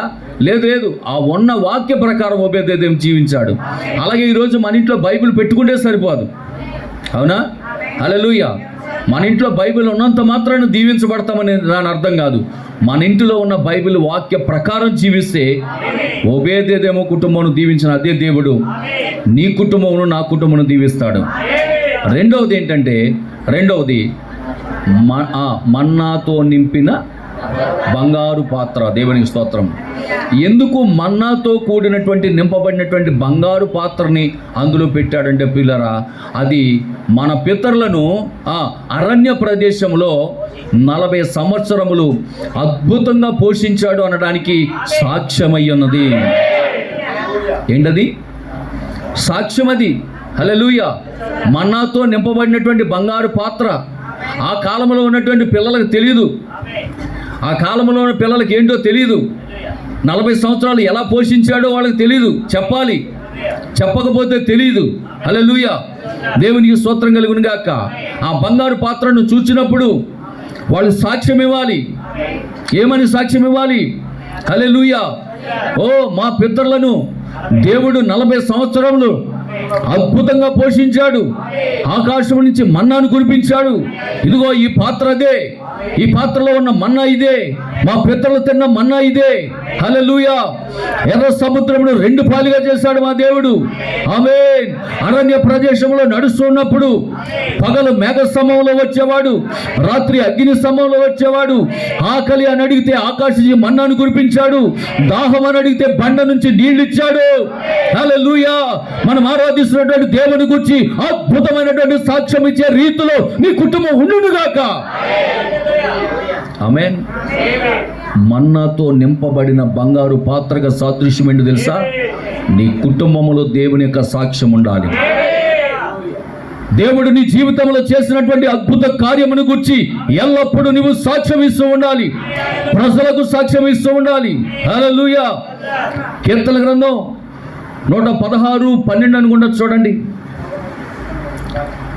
116వ అధ్యాయం 12వ వాక్యంలో, యెహోవా నాకు చేసిన ఉపకారములన్నిటి కొరకు నేను ఆయనకి ఏమి చెల్లింతును? రక్షణ పాత్రను చేత పుచ్చుకొని యెహోవా నామమున ప్రార్థన చేసేదను, యెహోవాకి నా మొక్కుబడులు చెల్లించేదను, ఆయన ప్రజలందరి ఎదుటనే చెల్లించేదను. సాక్ష్యం, ఇది సాక్ష్యం. దేవుడు నీ జీవితంలో చేసిన మేలును బట్టి, దేవుడు నీ జీవితంలో చేసిన అద్భుతాన్ని బట్టి, దేవుడు నీ జీవితంలో చేసిన ఆశ్చర్య కార్యమును బట్టి నువ్వేం చేయాలి తెలుసా? ప్రజలందరి ఎదుట సాక్షిగా నిలబెట్టాలి. అదే ఆ బంగారు మన్నాతో నింపబడిన బంగారు పాత్రకు సాదృశ్యం. ఎందుకు దేవుడు మన్నాతో నింపబడినటువంటి బంగారు పాత్ర పట్టుకెళ్ళి మందస్సంలో పెట్టాడంటే పిల్లరా, సాక్ష్యముగా ఉండాలని. ఈరోజు మన కుటుంబాలు దీవించబడ్డాయి, ఆశీర్వదించబడ్డాయి. అయినప్పటికీ మనం ఎవరికైనా సాక్ష్యం చెప్తున్నామా? అయ్యా, నా జీవితాన్ని దేవుడు ఈ విధంగా బాగు చేశాడు, హల్లెలూయా, ఓ గతంలో నేను ఈ విధంగా ఉండేవాడిని, ఇప్పుడు నా దేవుడు ఇదిగో నన్ను ఈ విధంగా దీవించాడు, నన్ను ఈ విధంగా ఆశీర్వదించాడని నువ్వు ఎవరికైనా సాక్ష్యం చెప్తున్నావా? నీ జీవితం ద్వారా ఇంకొక వ్యక్తిని ప్రభువులో నువ్వు నడిపించగలుగుతున్నావా? నీ జీవితాన్ని ఒక్కసారి పరిశీలన చేసుకో. ఉంటే సరిపోదు, సాక్ష్యం అలా నీలో ఉంచుకుంటే సరిపోదు, నీ సాక్ష్యాన్ని ఇతరులతో పంచుకోవాలి. అప్పుడే నువ్వు దీవించబడతావు. ఆమేన్. హల్లెలూయా. ఒబేదేదేం చేసింది అదే, ఒబేదేదేం చేసింది అదే. దేవుని యొక్క సన్నిధిలో అంచెలంచెలుగా ఏ విధంగా ఆశీర్వదించబడుతున్నాడు, ఏ విధంగా దీవించబడుతున్నాడు, ప్రతి దినము కూడా అతను వెళ్ళేటటువంటి కంపెనీలో సాక్ష్యం చెప్తూ ఉండేవాడంట. ఆమేన్. హల్లెలూయా. ఆ విధంగా ఓబేదేదోము తన జీవితంలో సాక్ష్యం చెప్తూ ఉన్నప్పుడు దేవుడు ఓబేదేదోము కుటుంబాన్ని ఏం చేశాడండి? ఆశీర్వదించాడు. దేవునికి స్తోత్రం. హల్లెలూయా. దేవునికి మహిమ కలుగును గాక. మొదటిది ఏం చెప్పండి? వాక్యం. 10 ఆజ్ఞలతో కూడిన 2 పలకలు. ఆమె. రెండోది ఏం చెప్పండి? మన్నాతో నింపబడిన బంగారు పాత్ర. మొదటిది ఏమని చెప్పాను? వాక్యం దేనికి సాదృశ్యం అని చెప్పాను? 10 ఆజ్ఞలు దేనికి? వాక్యం ఉంటే సరిపోదు. వాక్యం ఉంటే సరిపోదు. ఇంట్లో వాక్యము ప్రకారం జీవించాలి. వాక్యం ఏం చేసిందని చెప్పాను? పాపాలని ఖండిస్తుంది. వాక్యం ఉంటే ఏం చేస్తుంది? పాపాన్ని ఖండిస్తుంది. వాక్యం ఉంటే ఏం చేస్తుంది? పాపాన్ని హెచ్చరిస్తూ ఉంటుంది. అందుకే అంటాడు దావీదు, నా హృదయంలో వాక్యం ఉంచుకొని ఉన్నాను, నీ ఎదుట నేను పాపం చేయకుండానట్లు అంటాడు. కాబట్టి వాక్యం అనేది మన జీవితాల్లోకి వస్తే, వాక్యం మన హృదయంలో ఉంటే మనం పాపం చేయకుండా ఉంటాం. రెండవది బంగారు పాత్ర సాక్ష్యానికి సాదృశ్యం. మన జీవితంలో ఆశీర్వదించబడిన తర్వాత, మన జీవితంలో దీవించబడిన తర్వాత మన జీవితమే ఒక సాక్షిగా మారిపోవాలి. మూడవది ఏంటి చెప్పండి? చిగురించిన అహరోను కర్ర.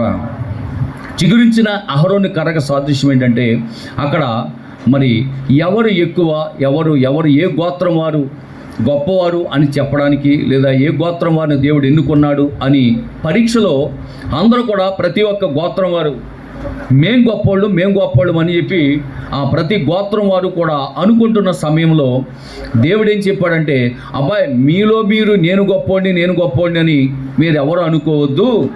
అసలు మీలో ఎవరు గొప్పోళ్ళు తెలియాలంటే మీ గోత్రాల్లో ఉన్న యజమాని ఒక్కడి పేరు రాసి ఆ కర్ర మీద రాసి ఏం చేయాలి?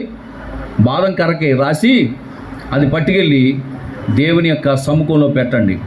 పెడితే దేవుడు మీలో ఏ గోత్రం వారిని ఎన్నుకున్నారు, ఎవరిని ఎన్నుకున్నారు అనేది దేవుడే నిర్ణయిస్తాడు. ఆమేన్. ఎలా తెలుస్తుందండి అంటే, తెల్లారేటప్పటికి ఏ కర్ర అయితే చిగురిస్తుందో ఆ యొక్క పేరు కలిగినటువంటి వ్యక్తుల్ని నేను యాజకుడిగా ఎన్నుకున్నానని చెప్పి అక్కడ దేవుని యొక్క వాక్యంలో మనం చూడగలుగుతాం. హల్లెలూయా. దేవునికి స్తోత్రం కలుగును గాక. అప్పుడు యాజక క్రమంలో ఉన్న వాళ్ళందరూ కూడా వాళ్ళ పేర్లు గోత్రాలతో సహా రాసి ఆ కర్రలకి పేర్లు రాసి పట్టుకెళ్ళి దేవుని యొక్క సన్నిధిలో పెట్టారు. తెల్లారేటప్పటికి ఎవరి కర్ర చిగురించింది? అహరోను కర్ర. ఎందుకంటే పిల్లరా, ఆది నుండి కూడా దేవుడు యాజకత్వానికి అహరోను కుటుంబాన్ని ఎన్నుకున్నాడు. ఆమేన్.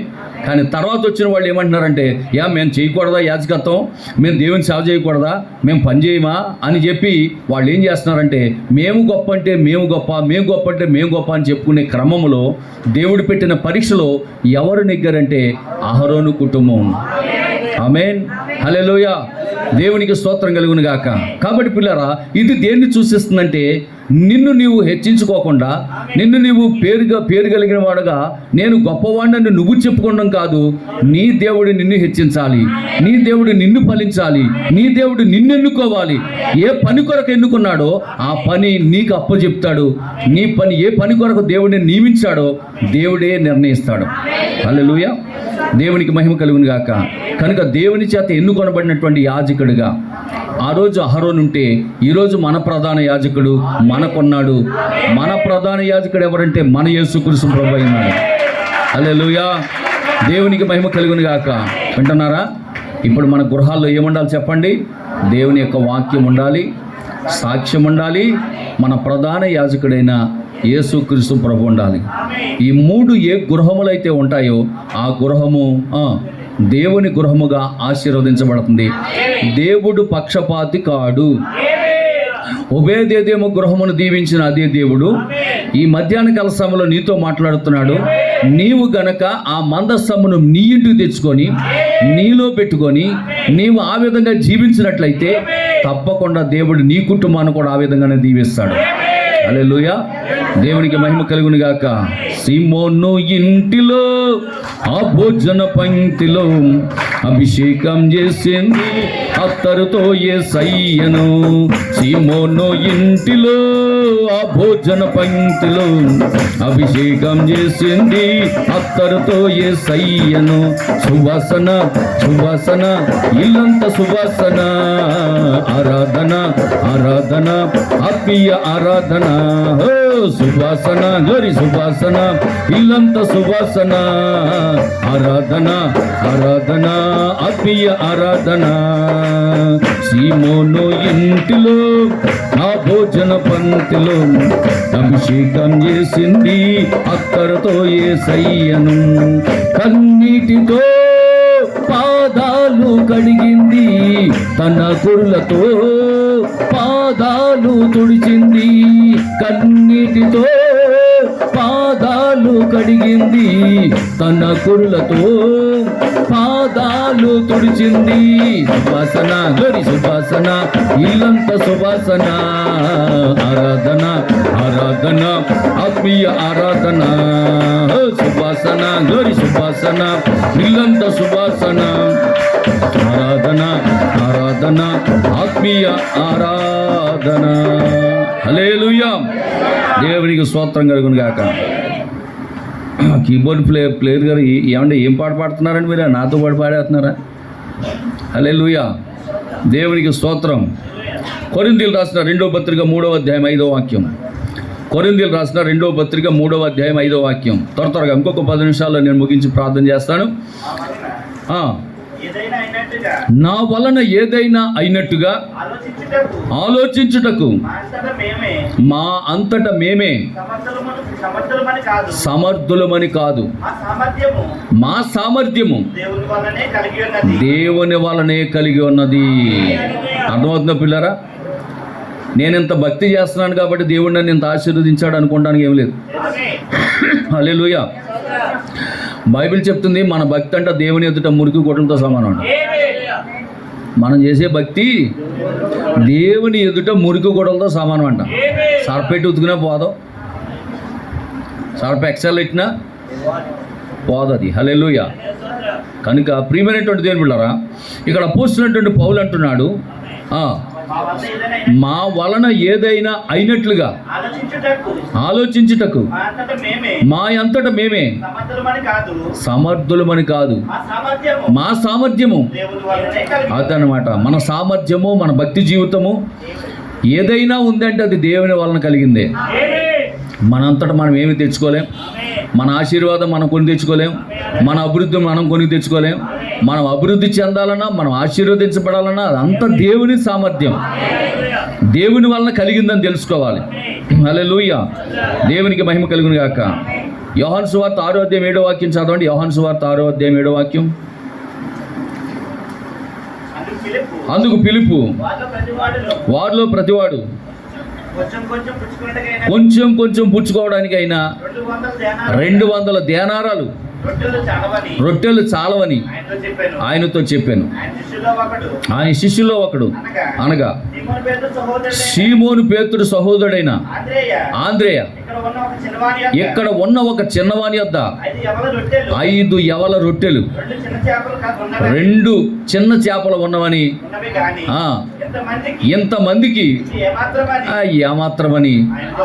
చూడండి, ఆయనేమో 200 దేనారాలు పెట్టి రొట్టెలు కొన్నా, చేపలు కొన్నా సాలవు నాయన అని ఆయన అంటున్నాడు. ఈయనేమంటున్నాడంటే ఒక చిన్న పిల్లడి దగ్గర 5 రొట్టెలు ఉన్నాయి, 2 చేపలు ఉన్నాయి, అవి మాత్రం ఏం సరిపోతాయి అంటున్నాడు ఈయన గారు వచ్చి. ఆమేన్. పోనీ ఏమన్నా ట్రై చేయ ప్రభు అన్నాడా? ట్రై చేయ ప్రభు ఏమన్నా అవుతాయేమో అని అన్నాడంటే అనలా. అంటే ఏం లేదు, వీళ్ళకి నమ్మకం లేదు, విశ్వాసం లేదు. ఇంతమంది జనానికి ఇవి చాలు. 200 దేనారాలు పెట్టి కొన్నా కొంచెం కొంచెం తీసుకుంటే ఏదో అలా అలా అలా అలా కొద్ది కొద్దిగా ప్రసాదం టైప్లో. అమ్మ అర్థమవుతుందా? హల్లెలూయా. ఇప్పుడు మనందరికీ పులిహోర చేసామనుకోండి, ఏం చేస్తాం? కనీసం ఆ చిన్న చిన్న టిఫిన్ ప్లేట్లో నిండా పెడతాం కదా.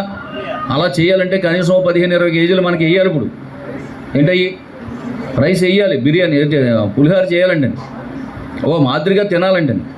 అలా కాకుండా ఒక స్పూన్ చేతిలో పెట్టి ఇలా వేసామనుకోండి, ఎంత 2 కేజీలు సరిపోద్ది.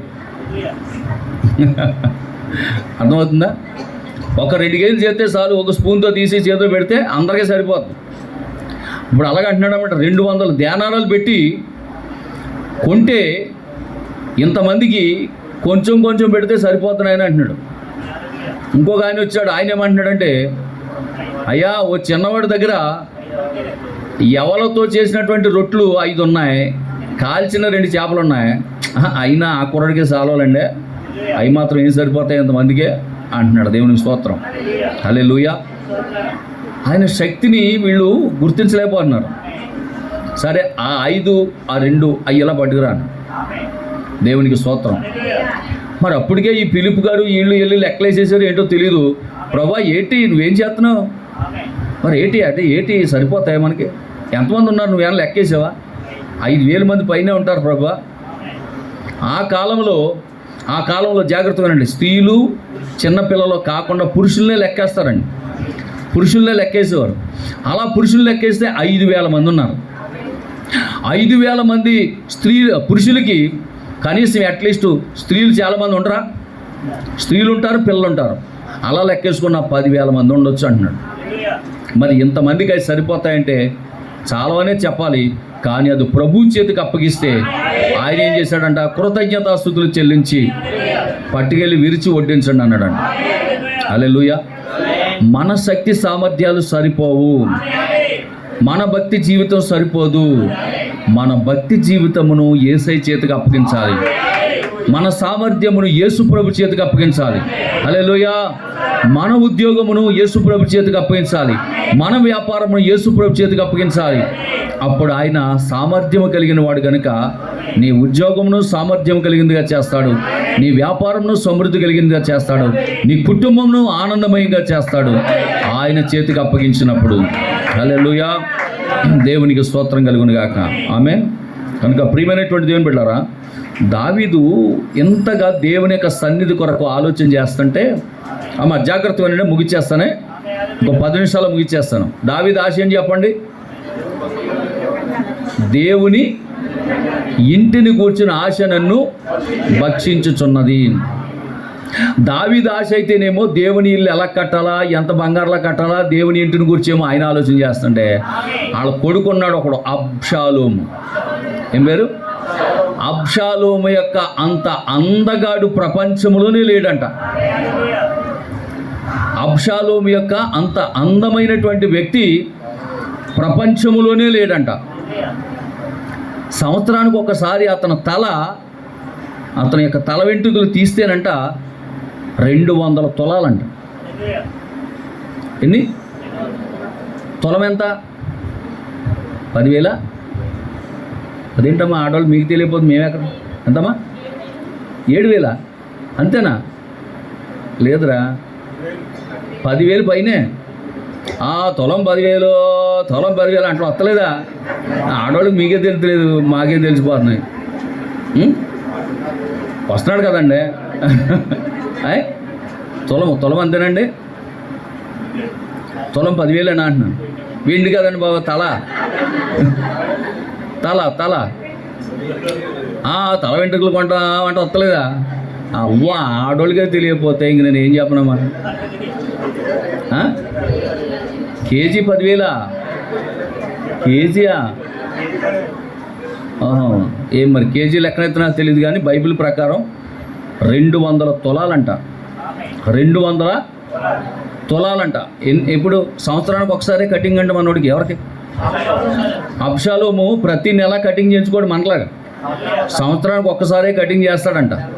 అలా కటింగ్ చేస్తే సంవత్సరానికి వచ్చినటువంటి తల యొక్క బరువు ఎంత అంటే 200 తులాలంట. ఈ 200 తులాల యొక్క తల కొనుక్కోవడానికి ఇతర దేశాల నుంచి మహారాజులు వేలంపాటకు వచ్చేవారంట. దీనికి అబ్షాలోము యొక్క తల కొనుక్కోవడానికి వేలంపాటకు వచ్చేవారంట. మరి ఆ కాలంలో ఎన్ని వేలు వచ్చేదో, ఎన్ని లక్షలు వచ్చేదో మనకు తెలియదు. హల్లెలూయా. అంత అందగాడంట అబ్షాలోము. దేవునికి స్తోత్రం. అయితే అతని కోరిక ఏంటి తెలుసా? ఆ డాడీ సీట్ కొట్టేయాలని. అది రాజు అవ్వాలని.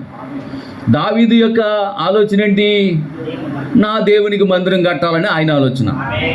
దావీదు కొడుకు ఆలోచన ఏంటి? దావీదు కొడుకు ఆలోచన ఏంటి? రాజు యొక్క సింహాసనము నేను ఎక్కాలని చెప్పి అతని ఆలోచన. దేవునికి స్తోత్రం, హల్లెలూయా, దేవునికి స్తోత్రం. చూడండి ఒకసారి రాజు 2 సమూయేలు 14:26 చదవండి. సమూయేలు 2వ గ్రంథము 14:26. తన తల వెంట్రుకలు భారముగా ఉన్నందున ఏటేటా అంటే సంవత్సరానికి ఒకసారి అతడు వాటిని కత్తిరించుచూ వచ్చాను. కత్తిరించినప్పుడల్లా వాటి బరువు ఎత్తు అంటే ఇప్పుడు ఇలా కొలిచేస్తారు. ఎత్తు అంటే అర్థం ఏంటంటే బరువు. రాజు తూనికను బట్టి 200 తులములాయను. హల్లెలూయా. ఎంతంట? సంవత్సరం వచ్చేటటువంటి ఆ బరువు 200 తులములంట. హల్లెలూయా, దేవునికి స్తోత్రం కలుగును గాక. 18వ అధ్యాయం 9వ వాక్యం. 18వ అధ్యాయం.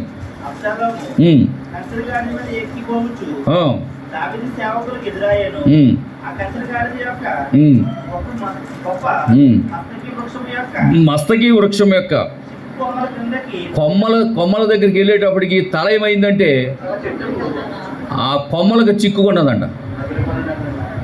ఆ కొమ్మలకు పట్టుకుంది తల. ముడేసుకున్నాడు, ఏం చేసుకున్నాడు, మొత్తం మీద ముడేసుకుని ఉంటాడులే. ముడేసుకోకపోతే ఆ చిక్కుకున్నప్పుడల్లా జారిపోయింది. ముడేసుకుని ఉంటాడు బహుశా తల. ఆ కొమ్మలు పట్టేసింది. ఈ గాడిదకి ఏం తెలుసు మా అయ్యగారి తల సిక్కుకుందని? మా అయ్యగారి తల గాడిది అక్కడ సిక్కున్నది కొమ్మల్లోనూ, నేను అలా ఎదరికెళ్ళకూడదు, ఇలాగ ఆగిపోవాలని ఆ గాడిదకి ఏం తెలుసు? గాడిద వెళ్ళిపోతుంది, ఈ అయ్యగారి తల ఏమో కొమ్మలకు చిక్కుకుంది. ఆ అయ్యగారు ఎలాడుతున్నాడు, గాడిద వెళ్ళిపోయింది. దేవునికి స్తోత్రం, హల్లెలూయా. చదవండి. ఆకాశమునకు భూమికి నీ మధ్యను వేలాడుచుండగా సాగిపోయాను.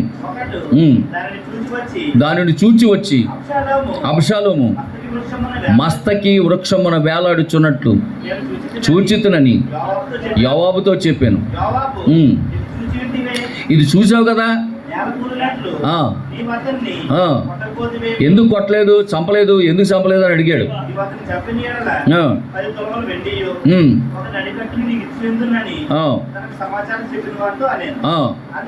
అందుకు వాడు యవ్వనుడైన అబ్షాలోమును ఎవడును ముట్టకుండా జాగ్రత్త పట్టుడని రాజు నీకును అభిషేకిని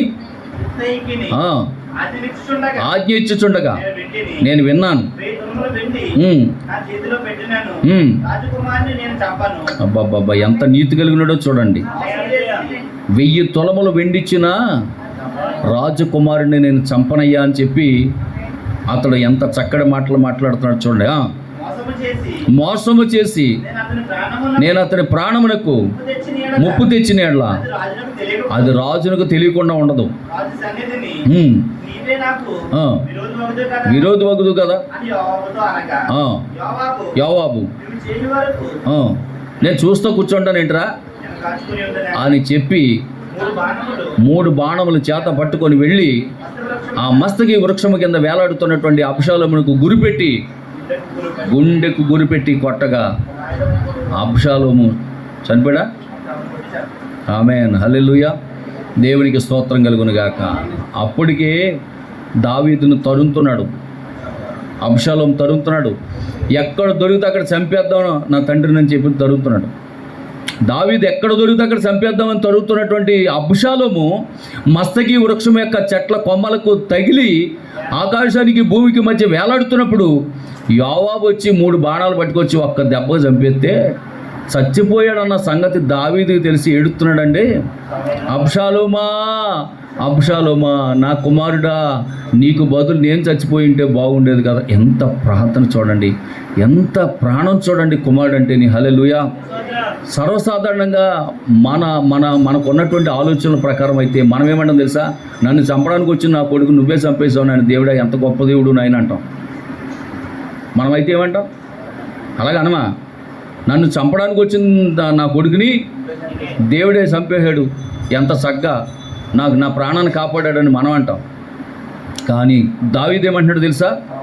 అబ్షాలోమా, నా కుమారుడా అబ్షాలోమా అని కేకలు వేయచ్చు. అయ్యో నా కుమారుడా, నీకు బదులు నేను మరణించుంటే ఎంత బాగుండదయ్యా, నువ్వు బతుకుంటే చాలయ్యా అని ఎంత ప్రాధేయపడుతున్నాడు చూడండి. ప్రాణం తల్లడిల్లిపోతుంది కుమారుడు యొక్క మరణం చూసి. హల్లెలూయా. నా ప్రియమైనటువంటి దేవుని బిడ్డలారా, నిశ్చయముగా ఈ మధ్యాహ్నకాల సమయంలో దేవుని యొక్క వాక్యం సెలవిస్తూ ఉన్నది. ఆమేన్. హల్లెలూయా. మొదటి సమూయేలు గ్రంథం 2వ అధ్యాయం 3వ వాక్యం చదివేంటి, నేను ముగించి ప్రార్థన చేస్తాను.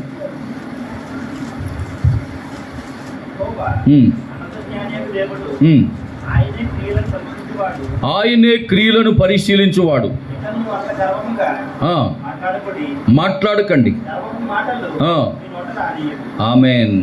మన క్రియలను పరిశోధించే దేవుడు మనకున్నాడు. కాబట్టి మన నోట నుండి గర్వపు మాటలు మాట్లాడకూడదు. మనం దేవుని యొక్క చిత్తానుసారంగా నడుచుకోవాలి. ఆమేన్. హల్లెలూయా. ఇంకొక మాట కూడా చదివేండి త్వరగా. దినవృత్తాంతాలు మొదటి గ్రంథం 12:32 కూడా చదివండి. దినవృత్తాంతములు మొదటి గ్రంథము 12వ అధ్యాయం 32వ వాక్యం. ఇశ్శాఖారీయుల్లో సమయోచిత జ్ఞానము కలిగి ఇశ్రాయేలీయులు చేయదగినదేదో దానిని ఎరిగి ఉన్న అధిపతులు 200. వీరు గోత్రపు వారందరూ బద్దులయ్యుండిరి. హల్లెలూయా. చూసారా, 200 మంది సమయోచిత జ్ఞానం కలిగినటువంటి వారయ్యుండి దావీదు పక్షంగా వచ్చారండి వాళ్ళు. దావీదా, ఈరోజు కాకపోతే నువ్వు రేపైనా రాజు అవుతావు. నువ్వు ఆల్రెడీ దేవుడు నిన్ను అభిషేకించాడు. హల్లెలూయా. దేవునికి మహిమ కలుగును గాక. ఆమేన్. ఇప్పుడు ఇవాళ రేపు ఎమ్మెల్యే అవుతాడని మనకు తెలిసిపోయింది అనుకోండి, పలానా వ్యక్తి ఎమ్మెల్యే అవుతాడు అనుకోండి, ఎమ్మెల్యే అవుతాడు నెగ్గుతాడు అని తెలిసిందనుకోండి, మనం ఏం చేస్తాం? ఆయన పక్షంగా వెళ్ళిపోమా? ఆ పార్టీలు వెళ్ళిపోమా? హల్లెలూయా. ఎందుకంటే ఎమ్మెల్యే అయిన తర్వాత మనకి ఎంతో కొంత సాయం చేస్తాడు, రికమెండేషన్ చేస్తాడు, పనులు చేసి పెడతాడని తెలీదా? కాబట్టి ఏం చేస్తాం? వెంటనే ముందే ఆ పార్టీలోకి వెళ్ళిపోమా? అలాగే ఇప్పుడు దావీదు ఇంకా రాజు అవ్వకుండానే రాజు అవుతావు నువ్వు అని చెప్పి 200 మంది గోత్రికులు రాజు పక్షంగా దావీదు పక్షంగా చేరారంట. హల్లెలూయా. దేవునికి మహిమ కలుగును గాక. మరి రాజు అయిన తర్వాత ఈ 200 మందిని పట్టించుకోకుండా ఉంటాడా? ఉండడు. పట్టించుకుంటాడు, ఖచ్చితంగా పట్టించుకుంటాడు. రాజు అవ్వకముందు అతను తరుగుతున్నప్పుడు లేదా అతన్ని పక్షంగా నిలబడినటువంటి వ్యక్తులు ఎవరైతే నిలబడ్డారో, హల్లెలూయా, వారిని పట్టించుకొని వారి యోగక్షేమాలు దావీదు మహారాజు 200 మందిని కూడా ఎంతగానో ఆశీర్వదించాడు, ఎంతగానో చేర్చుకున్నాడు దగ్గరికి. హల్లెలూయా. అది ప్రియులారా. కాబట్టి నా ప్రియమైనటువంటి దేవుని బిడ్డలారా, నిశ్చయముగా దేవుని యొక్క వాక్యం సెలవిస్తూ ఉన్నది. ఆమేన్. హల్లెలూయా. మరి దావీదు యొక్క జీవితంలోనే కాదండి, ఇప్పుడు మన ప్రభు జీవితంలో కూడా అంతే. రాబోయే దినాల్లో ప్రభు దావీదు కుమారుడుగా భూమి మీదకి 1000 ఏళ్ల పరిపాలన చేయడానికి వస్తున్నాడు రారాజు కానీ మనకు తెలిసినప్పుడు ఇప్పుడు మనం ఏం చేయాలా? ఆయన పక్షంగా చేరిపోవాలి. నా మాటలు అర్థమవుతున్నాయి మీకు? హల్లెలూయా. ఇప్పుడు ఇంకా ఆయన దావీదు కుమారుడుగా 1000 ఏళ్ల పరిపాలన చేయడానికి ఇంకా రాలేదైన, కానీ వస్తున్నాడని తెలిసింది మనకి. ఇప్పుడు మనకి. కాబట్టి ఇప్పుడు మనం ఏం చేయాలి? ఆయన పక్షంగా మనం వెళ్ళాలి. హల్లెలూయా. దేవునికి స్తోత్రం కలుగును గాక. కనుక నా ప్రియమైనటువంటి దేవుని బిడ్డలారా, ఓబేదెదోము గృహములో 3 నెలలు మందస్థం ఉండగా ఆశీర్వదించబడడానికి గల ముఖ్య కారణాలు 3 కారణాలు చెప్పాను. ఒకటి 10 ఆజ్ఞలతో కూడిన 2 పలకలు, రెండవది మన్నాతో నింపబడిన బంగారు పాత్ర, మూడవది చిగురించిన అహరోను కర్ర. ఇవన్నీ కూడా మీకు వివరించడం జరిగింది. మళ్ళీ ఇంటికి వెళ్ళిన తర్వాత మళ్ళీ ధ్యానం చేయండి, నెమరు వేసుకోండి. దేవుడి మాటలు దీవించును గాక. ఆమేన్. అందరూ కూడా లేచి నిలబడదాం. హల్లెలూయా, హల్లెలూయా, హల్లెలూయా, హల్లెలూయా. అందరూ కూడా లేచి నిలబడి దేవుని యొక్క సన్నిధిలో ప్రార్థనాపూర్వకంగా ఉందాం పిల్లారా. హల్లెలూయా, హల్లెలూయా, హల్లెలూయా. హిమమంతా తెల్లగనున్నా పావురపు రెక్కల పైన, హిమమంతా తెల్లగనున్నా పావుర పావురపు రెక్కల పైన తన పవిత్ర మాధుర్య ప్రేమ దేవుడే నాకు పంపెను తన పవిత్ర మాధుర్య ప్రేమ దేవుడే నాకు పంపెను పావురపు రెక్కల పైన పావురపు రెక్కల పైన పావురపు రెక్కల పైన పావురపు రెక్కల పైన పైనుండి ఒక సూచన దేవుడి నా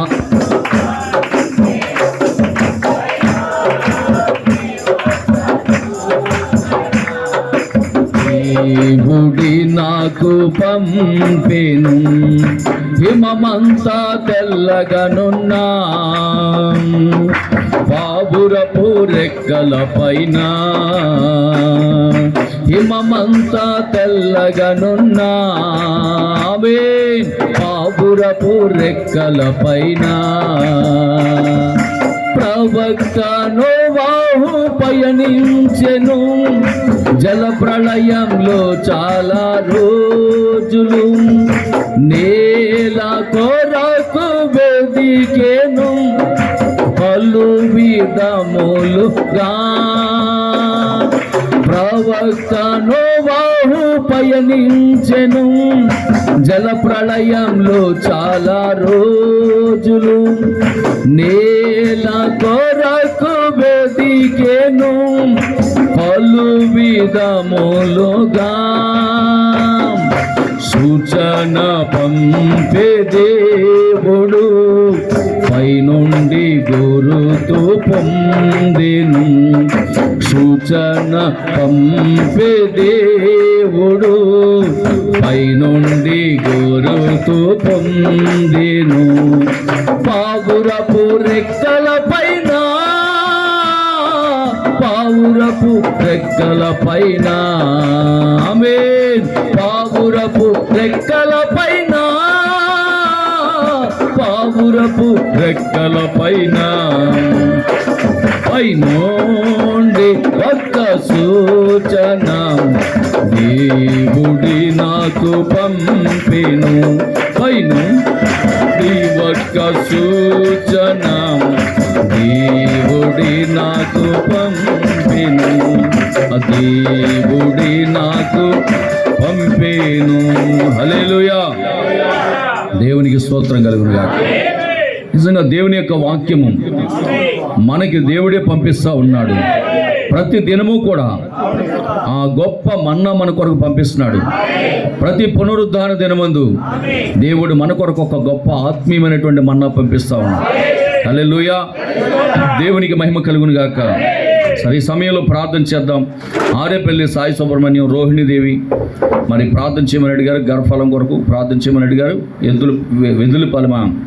వెందులపాలెం ప్రార్థన చేద్దాం పరిశుద్ధుడు ప్రేమ కలిగిన తండ్రి మరి సుబ్రహ్మణ్యాన్ని రోహిణి జ్ఞాపకం చేసుకోండి బాబు వారికి గర్భఫలం లేదు నాయన నీ చిత్తమైతే గర్భఫలం దయచేయండి నాయన ఆ బిడ్డలతో ప్రేమించి ఒక చక్కటి 12 బిడ్డని ప్రసాదించమని ప్రార్థన చేస్తున్నాం వారికి బిడ్డలు లేకుండా ఆటంకపరిచినటువంటి ఏ దురాత్మ శక్తులు అయితే ఉన్నాయో వాటిని దూరపరచండి వారి కుటుంబాల మీద ఉన్న పాపపు శాపపు జీవితాల నుంచి చేస్తున్న నామలు విడుదల ప్రకటిస్తున్నాం ప్రభా గర్భఫలం దయచేయండి అలాగే సువార్తం గారి యొక్క కుమారుడు కొరకు ప్రార్థిస్తున్నాం బాబ్జీ అతని భార్య విదేశాల్లో ఉన్నారు వారి కుటుంబం కొరకు ప్రార్థన సహాయం కోరారు ప్రభా మరి ఏ అవసరంతో ఉన్నదో నాకు తెలియదు కానీ సమస్య ఎరుగున్న దేవుడు ఆ కుటుంబ ఎట్లా కృప చూపించండి కావలసిన ప్రతి అవసరతలు ఈవులు ప్రభా మీరు అనుగ్రహించమని ఈ సంధిలో ప్రార్థిస్తున్నాం అలాగే మిద్దె రాంబాబు వరలక్ష్మి నాయన వారికి కూడా గర్భఫలం లేదు వల్లూరు నుంచి చీటి రాసిచ్చారు వారి కొరకు కూడా ప్రార్థిస్తున్నాం ప్రభా నేను చిత్తమైతే ప్రభు వారి యొక్క నాయన గర్భఫలం దయచేయండి ప్రభానికి స్తోత్రాలు వందనాలు ఆయన కృతజ్ఞతాస్తుతులు చెల్లిస్తున్నాం గర్భఫలం యెహోవా బహుమానం అన్నాం ప్రభా